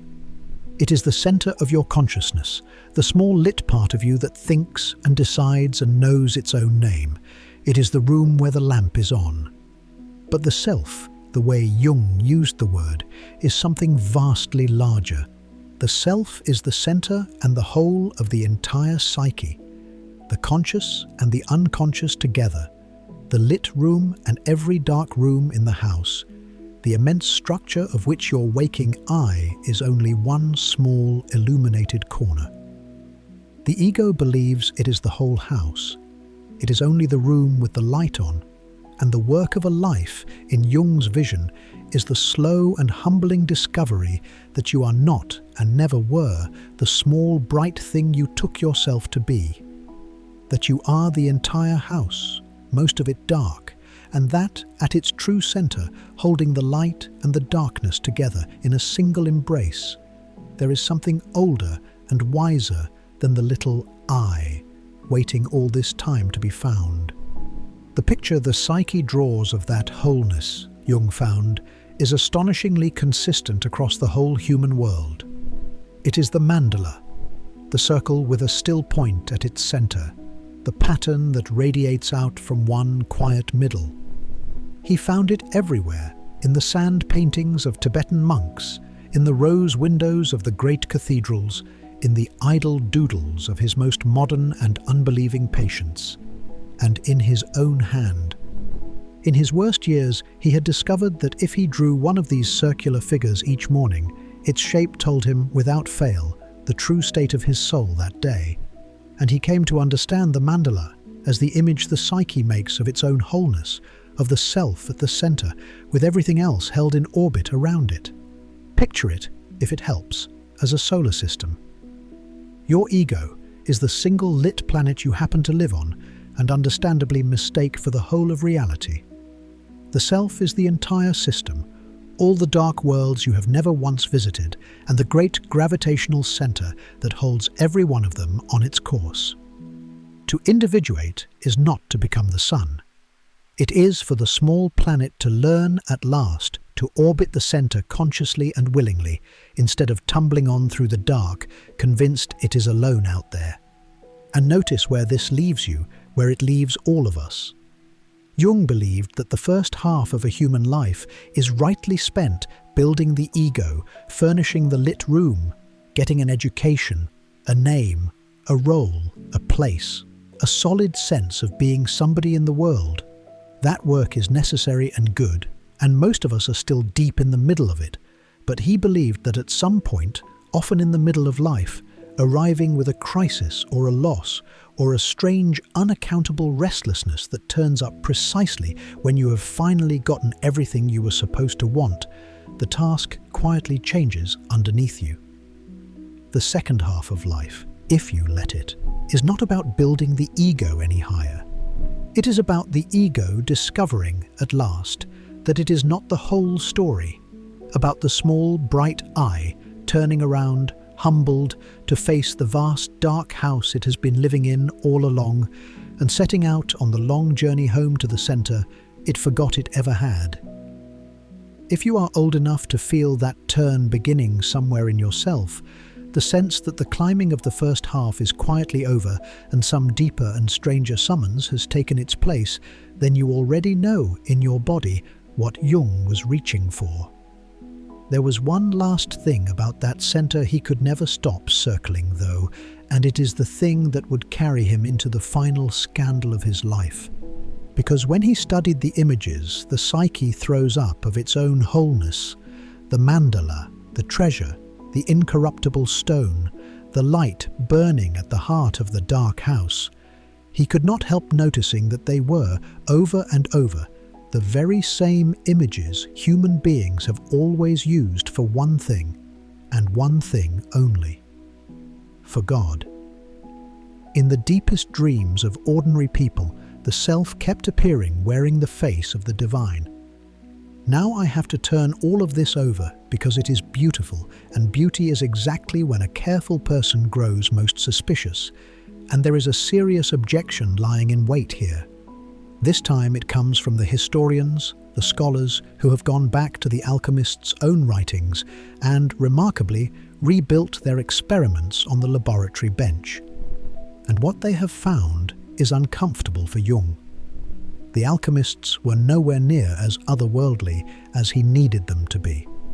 Their strange coded language, the green lion, the black crow, the union of sun and moon, turns out very often to name real, specific chemical substances and real, repeatable procedures. When an alchemist wrote of the king dissolving, he frequently meant, quite literally, a certain metal dissolving in a certain acid. These were, in large part, early chemists doing early chemistry, in a code built to guard the secrets of a trade, not mystics quietly mapping their souls. And so the sharp form of the objection is very hard to shake off. That Jung went to those old books aching to find his own visions confirmed, and so, inevitably, he found them. Reading his 20th century psychology into texts that were often about nothing of the kind, seizing on the passages that fit and stepping over the furnace and the workbench that did not. Which would make Jung guilty of the precise error he had so brilliantly diagnosed in the alchemists, mistaking his own projection for a truth discovered out in the world. He gazed into the flask of their writings, starving for meaning, and saw his own face reflected back at him and called it their gold. And there is a deeper doubt still, one that reaches past the alchemy and lays a finger on the grand idea of the self itself. How could you ever know whether any of it is true? Wholeness is a magnificent word, but it cannot be weighed or measured or tested. There is no instrument anywhere that detects an individuated soul. And because Jung drew the self so vast, the center and the totality, the union of every opposite, the thing that wears the very face of God, almost any powerful image a human being produces can be called an appearance of it, which means the idea explains everything and therefore, in the strict sense, forbids and predicts nothing at all. Individuation, the great goal of the second half of life, may be one of the most profound descriptions of human ripening ever set down. Or it may be a beautiful article of faith wearing the white coat of science, a quiet religion of self-completion, offering the shape and the comfort of a spiritual journey to people who could no longer believe in the older kind. And the strange thing is that Jung would not entirely have denied it. He was, in the end, handing people away to become whole and to touch the sacred in an age that had lost its gods. Whether that makes him a scientist of the soul or the prophet of a brand new faith is a question he left, whether he meant to or not, standing wide open. But set the argument down now, because this late hour is quietly doing the very thing the theory only describes. All through the day, you are divided, pulled a dozen directions at once, the planner at war with the dreamer, the part that wants at war with the part that judges, a whole crowded house of competing voices, each one certain that it is you. And now, in the dark, the crowd is going still. One by one, the voices are lying down. The divisions that seemed so urgent an hour ago are losing their hard edges, softening, folding quietly back into something single and undivided. You do not have to do a thing to bring this about. It is simply what sleep is. It is the one time the whole house goes dark together and stops being a dozen quarreling rooms and becomes, for a few hours, one still and undivided place. Jung spent his entire life trying to reach, by enormous and deliberate effort, in the full glare of the day, the wholeness that the darkness hands you, for nothing, every single night. So take it. Let the house go dark.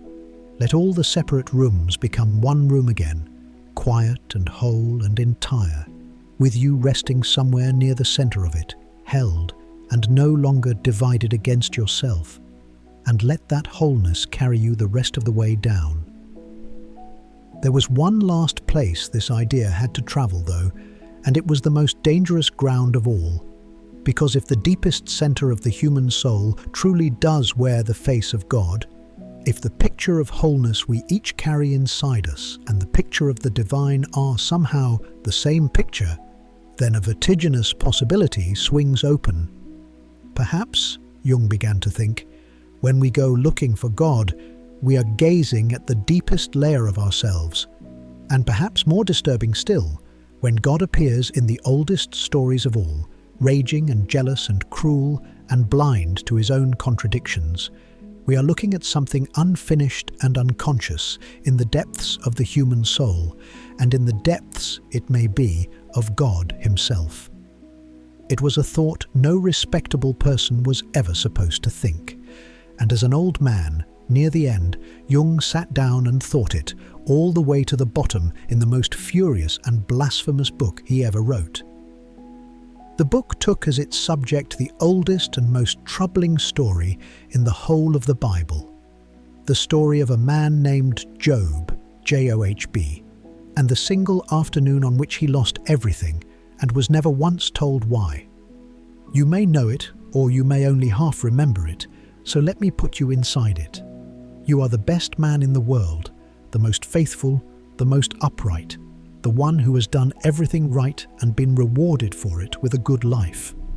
And then, on a single day, for reasons you will never be given, all of it is torn away. Your wealth, your children, your health, everything, in one ruinous stroke. And there is a part of the story you do not know because it happens far above your head in heaven. It was a wager. God and the accuser, Satan, had made a bet about you. The accuser said your goodness was only bought by your good fortune, that you would curse God the instant you lost it, and God, to prove him wrong, handed you over to be destroyed.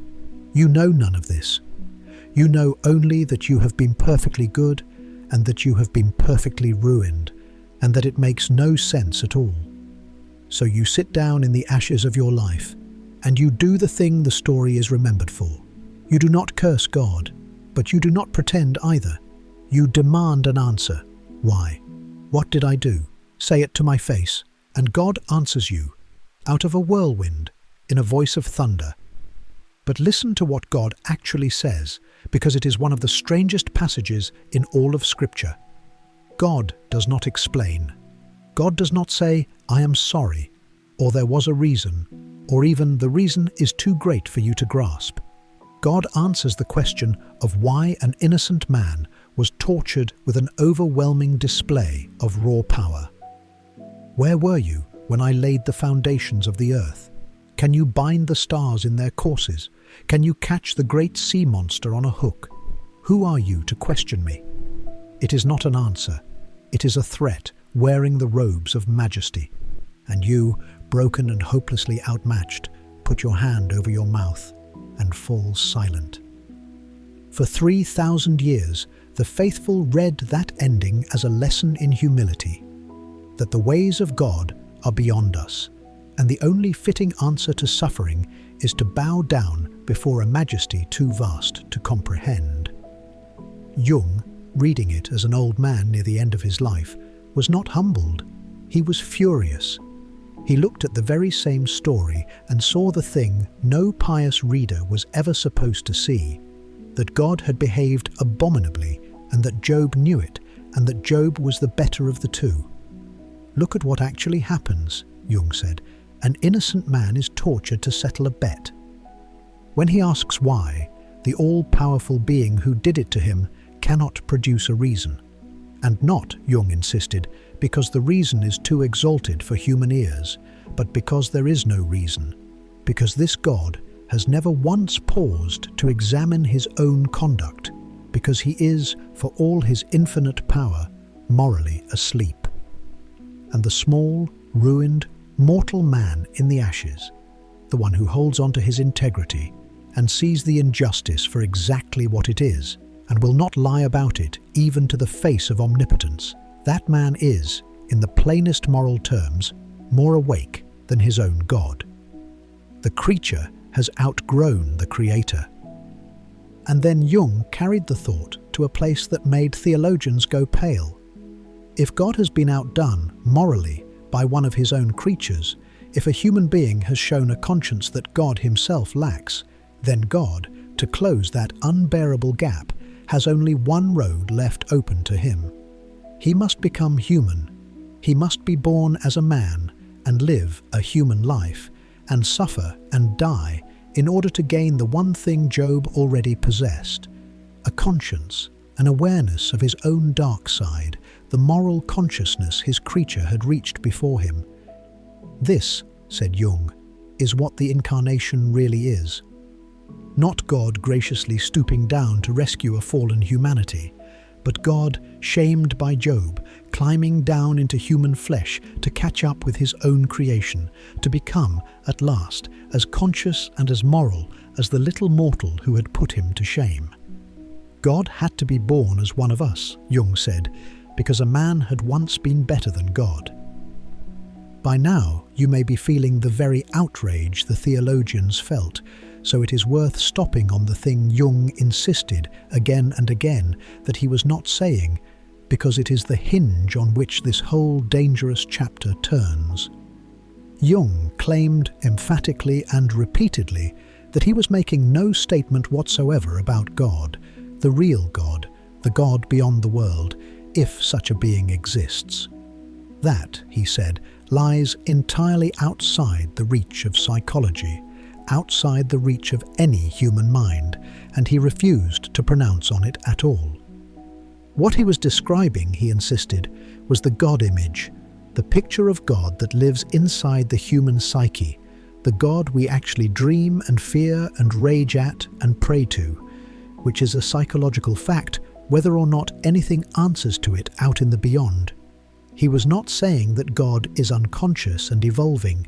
He was saying that the image of God in the human soul is unconscious and evolving, that our picture of the divine has slowly changed across the centuries, growing more moral and more conscious as we ourselves have grown. It is a careful distinction and a defensible one, and a genuinely fascinating one, and Jung could not or would not hold to it. Page after page, in the heat of his conviction, the careful line between the image of God does this and God does this simply melts away, and the modest scientist gives way to something that reads unmistakably like a prophet, thundering about what God is and what God did and what God has yet to become. Underneath all of it lay a conviction Jung had carried his whole life, that the experience of the sacred is real. He did not mean that any particular doctrine is true. He meant that the experience itself, the involuntary shudder of awe and dread that comes over you at the rim of a vast canyon at dusk, or in the enormous silence of an empty cathedral, the sense of standing suddenly and against your own will before something wholly other and immeasurably greater than yourself, is one of the most powerful and undeniable facts of human life. He called it the numinous, and he believed it was what happens when the deepest layer of the psyche, the self at the center of the dark house, rises up and brushes against the waking mind. Whatever God finally is or is not, the numinous is real. You have felt it. And a psychology that looked away from it, Jung thought, was not describing human beings at all. And that melting line, the careful empiricist who keeps breaking into prophecy, is precisely where the sharpest attack landed, from a man who was every bit Jung's equal, the great Jewish philosopher Martin Buber. Buber's charge was devastating, and it went straight to the trick at the heart of it. You cannot have it both ways, he said. When the theologians corner Jung, he ducks behind his shield. I make no claims about God. I am only a scientist describing the psyche. I speak of nothing but the image in the soul. But then, safe behind that shield, Jung goes on to make claim after claim about God's nature, God's cruelty, God's ignorance, God's need to be saved. Pronouncements of a scope and a daring that no mere describer of psychic facts has any right to make. He wants the safety of the scientist and the authority of the prophet at once, and he cannot have both. And Buber named the deeper thing he believed Jung was doing with an old and specific accusation: Gnosticism, Noetism, the ancient heresy that the divine is to be found by burrowing down into the self. Jung, Buber charged, had taken the living God, the God who stands over against us, genuinely other, a real thou we can turn toward and be met by, and shrunk him down into a mere content of the human mind, a figure you discover by descending into your own depths. And that, said Buber, is not religion. It is religion's oldest counterfeit. For Buber, who had spent his whole life on the conviction that everything sacred lives in the space between us, in the meeting of an I and a thou, this was the deepest error a person could make. A God shrunk to fit inside a single human skull, with no one left standing outside it to answer when you pray. Jung's reply was that Buber had simply misunderstood him. I make no transcendental statements, he insisted. I am an empiricist. I deal in the facts of the psyche, not in claims about metaphysical beings. Buber and I are standing on entirely different ground. And here is the honest difficulty, the one I cannot resolve for you because no one ever has. It depends completely on whether you believe him. Take Jung at his word, and Buber attacked a position Jung never held, and the whole bitter quarrel is a misunderstanding. But read the book, feel the heat coming off those pages, the fury in them, the prophetic certainty about what God is and did and must yet become, and it grows very hard to believe you are reading a man scrupulously confining himself to the reality of the soul. He protests that he is only an empiricist, and then he writes like a man who has seen the face of God and come back appalled. The likeliest truth is that Jung himself never fully knew which of the two he was, the cautious scientist or the raging prophet, and that this confusion was not a flaw in his argument so much as the very center of the man. There is a reason the story of Job has outlasted 3,000 years, and it is not the theology. It is that you have been Job. Not with your children and your wealth, perhaps, but you have had the night. Everyone gets the night, sooner or later. The night when you had done everything right, kept every promise, been as good as you knew how to be, and it was taken from you anyway, for no reason anyone ever gave you. And you sat in the ashes of it and demanded an answer from the dark. Why? What did I do? Say it to my face. And the dark gave you back exactly what it gave Job, a whirlwind, a silence, a vastness that would not explain itself. If you have had that night, then this old and furious book is not really about God at all. It is about you and about the oldest question there is, the one no one in 3,000 years has ever managed to answer, why the good suffer and why the sky stays silent when they ask. But that question is not yours to settle tonight, and it never was. It is the oldest question in the world, older than Job, older than every name we have ever given to God. And it has waited patiently through every single night that every suffering person who ever lived has finally laid it down and gone to sleep. It will still be there in the morning, precisely where you leave it, not 1 ounce heavier and not 1 ounce lighter. You do not have to answer it. No one ever has. So set it down the way Job finally did, the way every one of us finally does, and let the whirlwind go quiet, and let the silence in your room tonight be not the terrible silence of a God who will not answer, but only the ordinary merciful silence of a dark room at the end of a long day, a silence that is asking nothing of you at all. The question has kept for 3,000 years.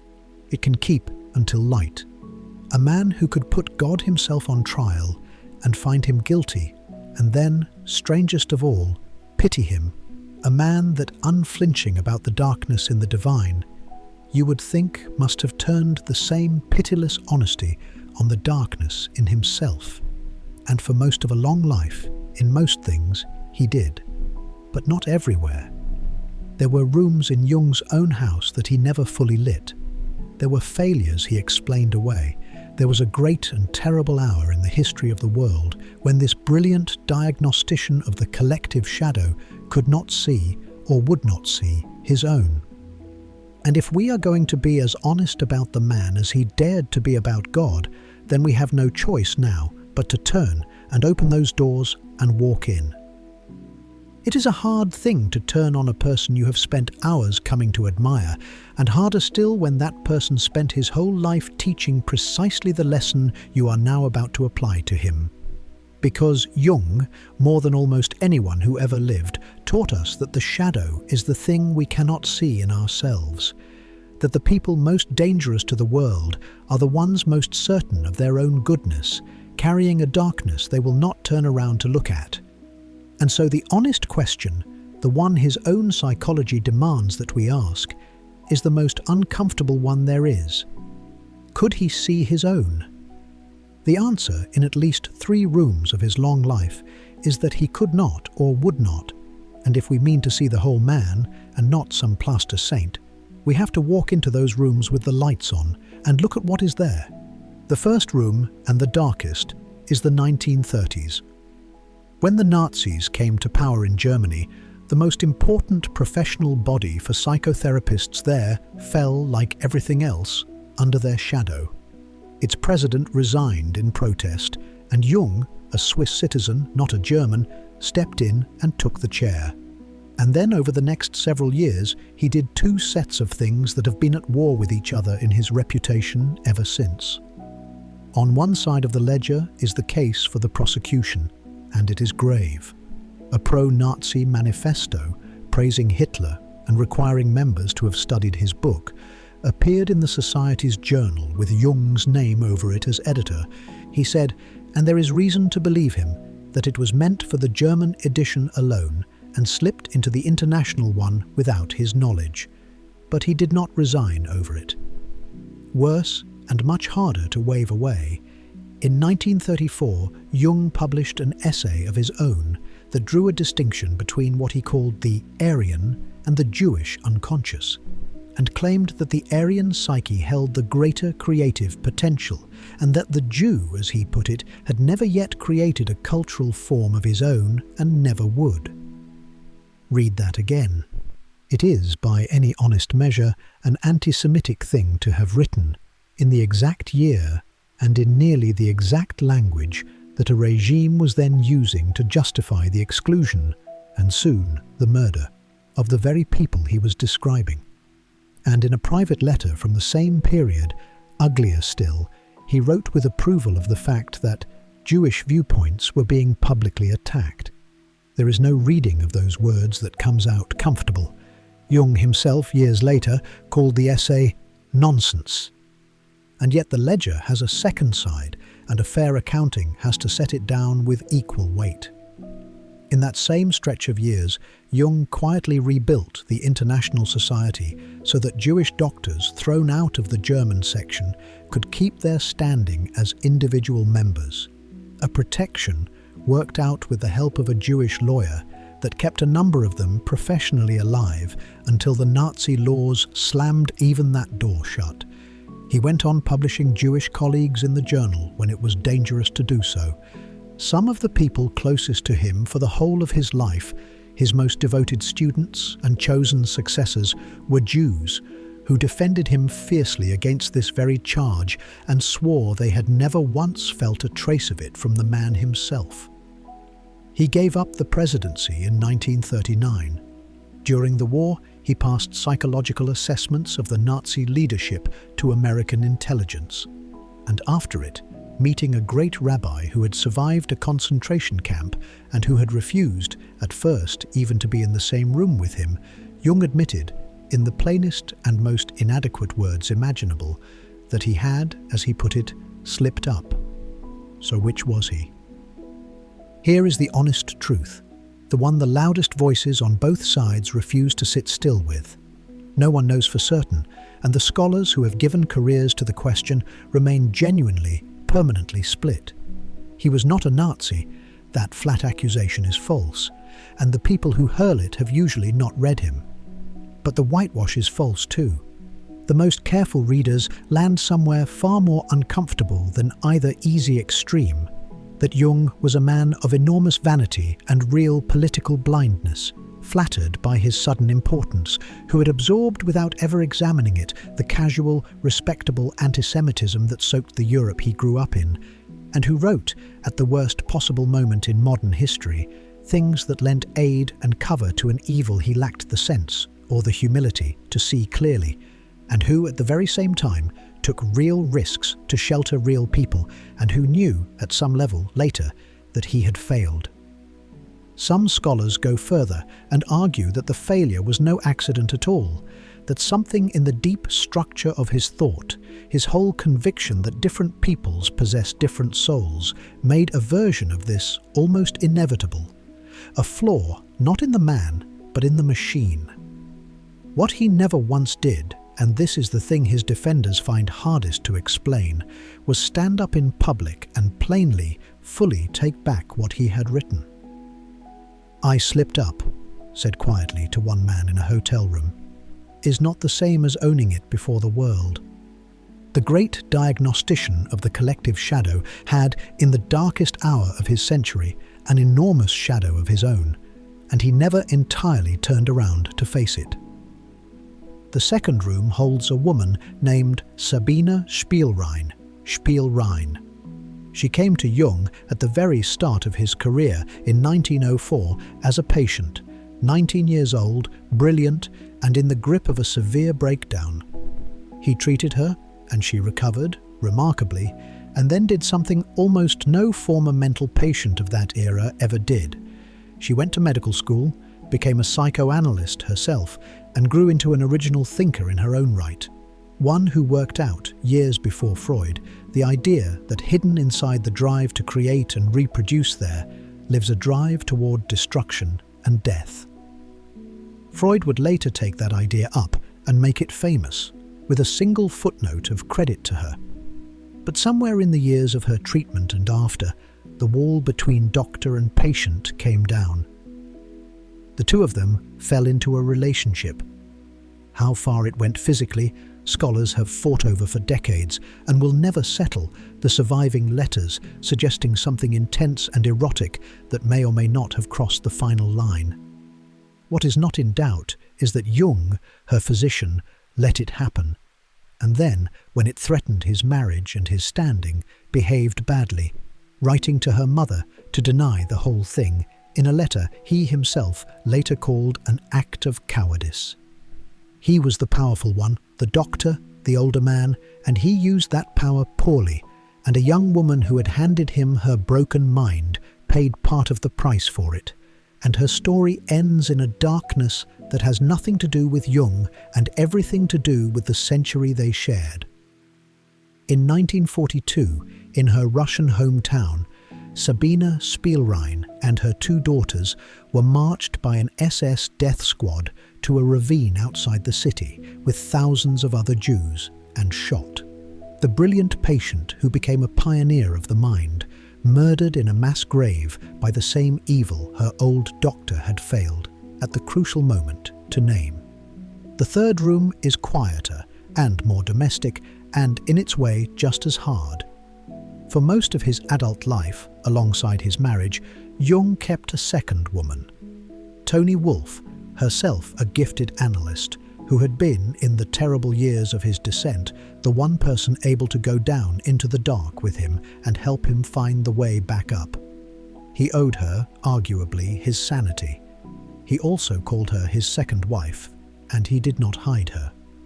She came to the house on Sundays. She sat with the family. Jung would arrive at gatherings with his wife on one side and Toni on the other, and everyone in his circle understood the arrangement and was expected to accept it.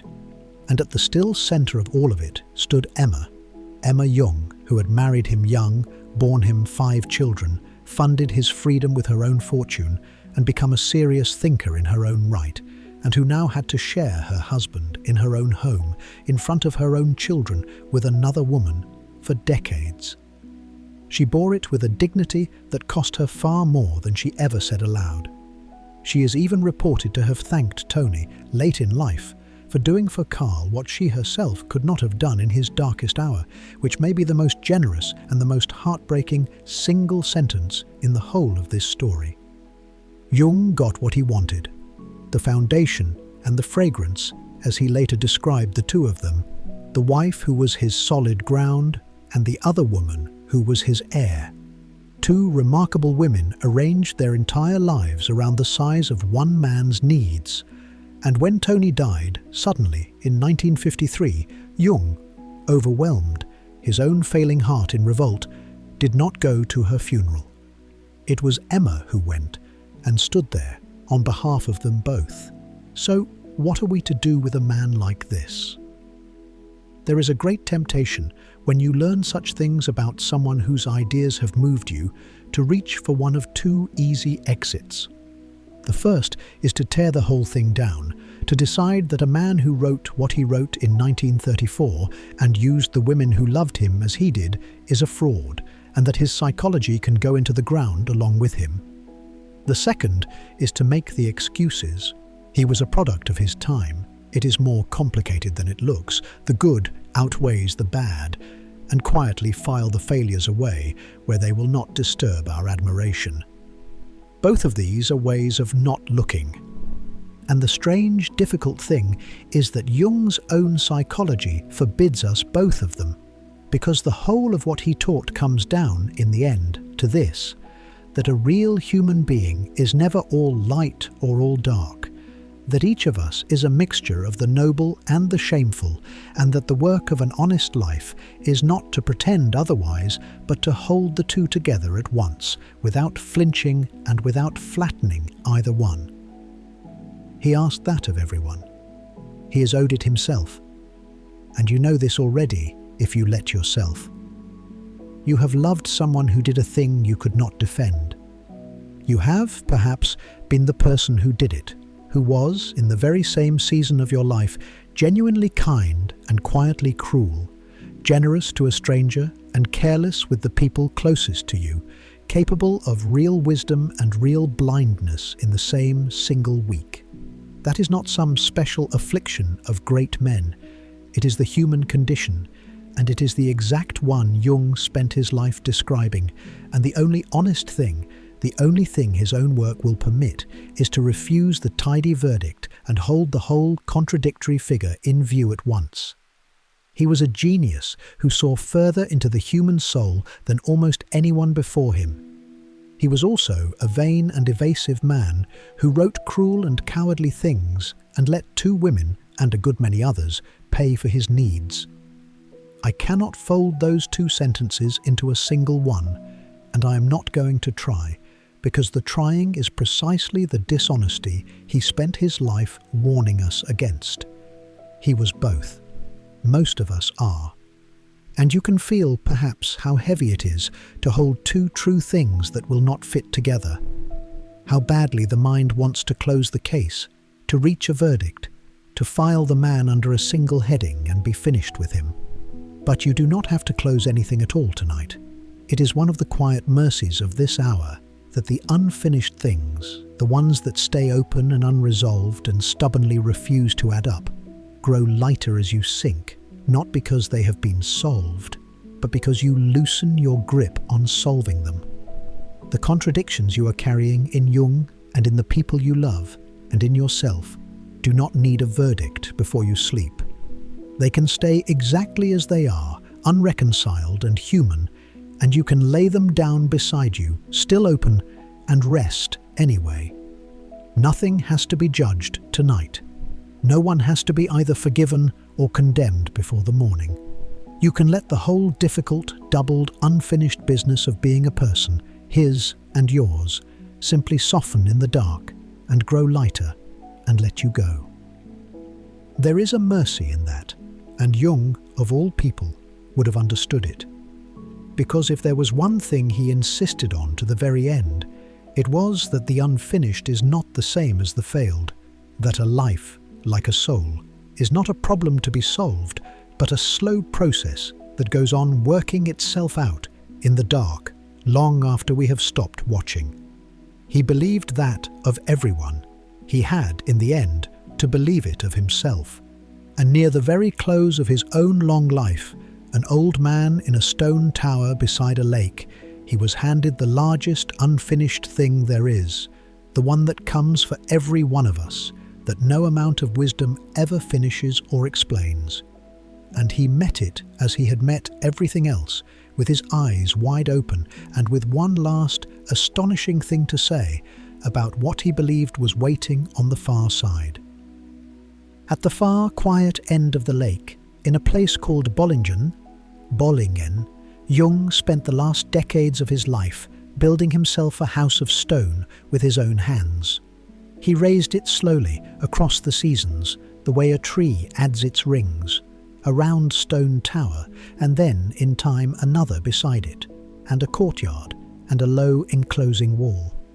He put no electricity into it, no telephone, no running water, none of the machinery of the century he had lived through. He drew his water from a well and split his own wood, and cooked over an open fire, and lit the rooms at night with oil lamps and with candles. And he carved his answers to the oldest questions directly into the stone of the walls, in Latin and in Greek, where they can still be read today. There was a great stone cube in the garden, delivered to him once by mistake, the wrong shape entirely for what he had ordered.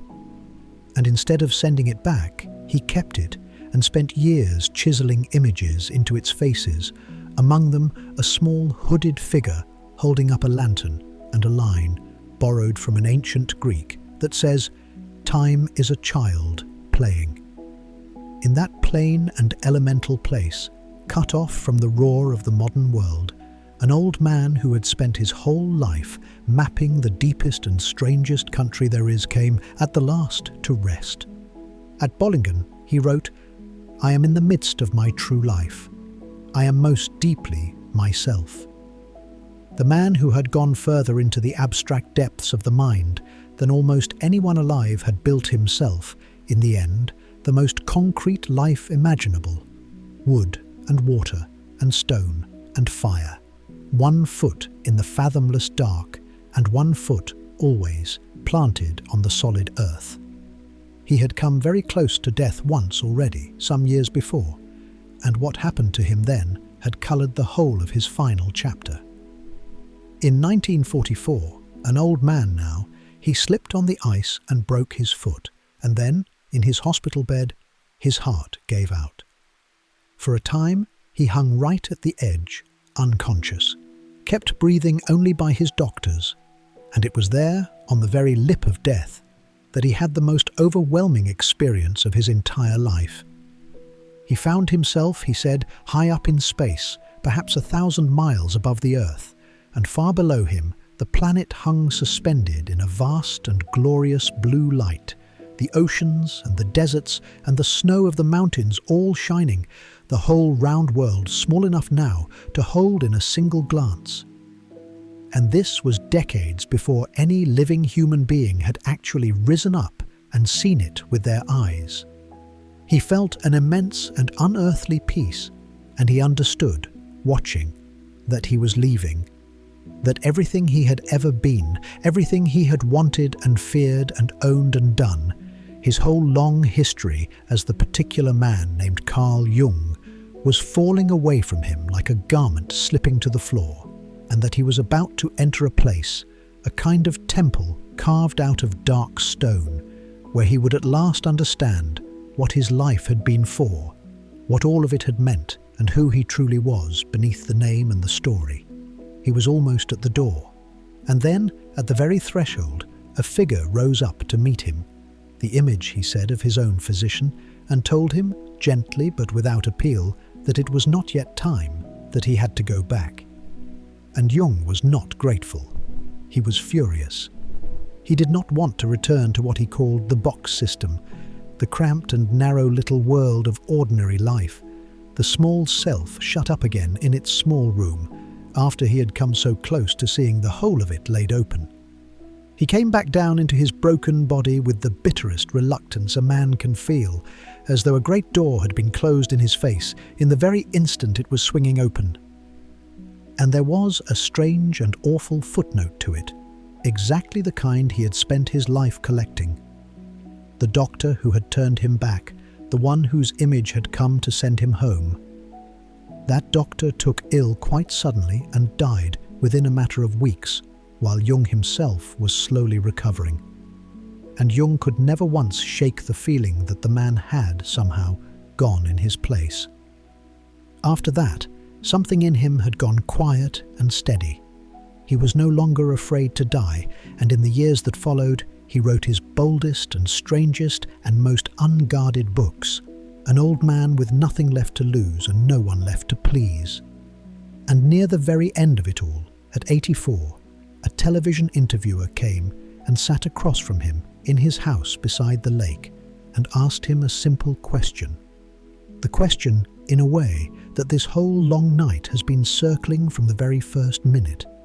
Did he believe in God? And the old man paused, and something moved across his face, and he said, "I don't need to believe. I know." It became one of the most famous things he ever uttered, and it was instantly and almost universally misunderstood, taken as the triumphant claim of a mystic who had somehow gone and proved that God exists. And Jung, being Jung, spent some of his very last strength trying to correct it. He had not said there is a God, he insisted. He had said something far more careful and far stranger and far more honest. What he knew, he explained, was that all his life long he had been confronted by a reality rising up out of the depths of the psyche that overpowered his will and could not be argued away.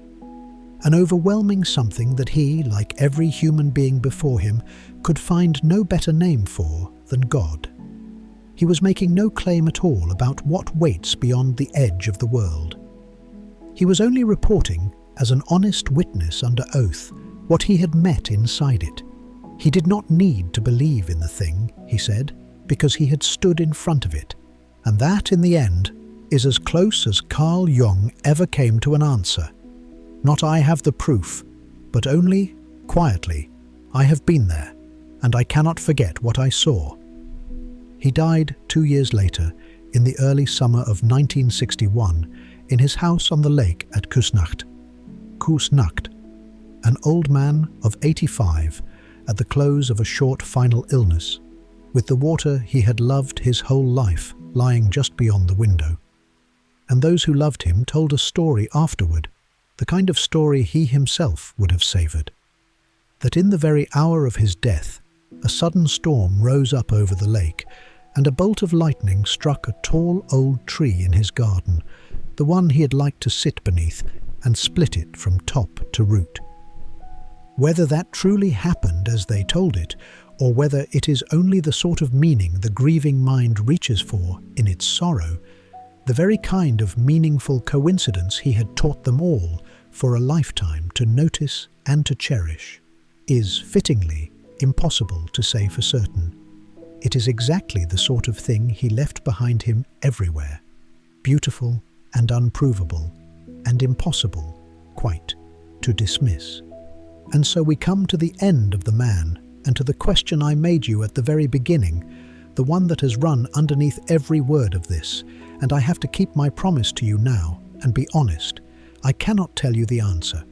I cannot tell you whether Carl Jung was one of the great explorers of the human soul, a man who went further down into the depths than almost anyone has ever dared, and came back bearing a true map of what is genuinely there, or whether he was a brilliant and lonely man who mistook the private workings of his own extraordinary mind for the hidden structure of the universe, and drew a gorgeous, intricate, unforgettable map of a country that simply does not exist.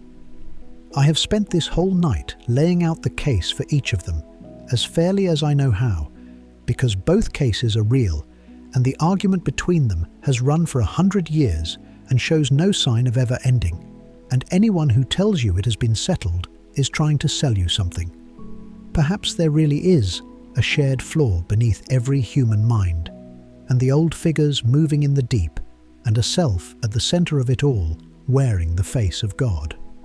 Or perhaps there is only the astonishing, meaning-hungry human brain, doing faithfully what it has always done, finding faces in the darkness. Jung himself, at the end, would not have been troubled in the least by our not knowing. He had long since made his peace with the unfinished.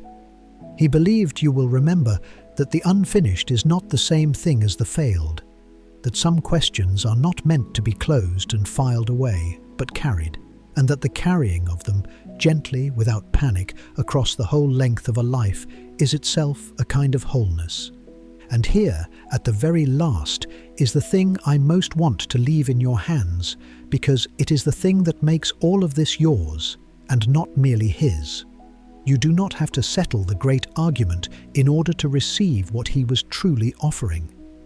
Because whether or not there is a literal deeper self, a real and shared flaw beneath the mind, you are, lying here right now, the living proof of the one thing Jung was surest of in all the world. You are a creature of astonishing depth. Beneath the small lit room of your waking self, beneath the person you perform all day long and the name you answer to, there is a vastness in you that you did not build and do not command, that dreams without asking your permission, that carries a shadow you have barely begun to meet, that reaches in the dark without being told to, for wholeness and for meaning and for something larger than itself. You have felt it move all through this long night, every time one of these old ideas landed somewhere far below your thinking mind and stirred something there. That depth is real. Whatever we finally choose to call it, you have it, you are it, and you are sinking down into it, softly, at this very moment. So let yourself go all the way down now. This is the part that Jung had to fight so hard and risk so much for at the edge of his own death. And you are given it for nothing tonight, and every single night, the soft, unfrightening descent into your own depths that is simply the falling into sleep. He gambled his sanity to go down into the dark on purpose. You have only to stop holding on. There is nothing left to think about, nothing left to work out. Every question we opened tonight, who you are underneath it all, whether any of it is real, what the shadow keeps, how a person becomes whole. Every one of them can be set down now, laid on the floor beside the bed in the dark, and left there, perfectly safe, until a morning that will arrive without any help from you at all. You do not have to solve a single one of them. You do not have to be anyone, or defend anything, or understand. Let the last of the day's tightness drain out of your jaw, and out of your shoulders, and out of your hands where they rest. Let your breathing do the thing it already knows how to do, slow and deep and entirely without your help. Feel how heavy you have become, and how held and how ready.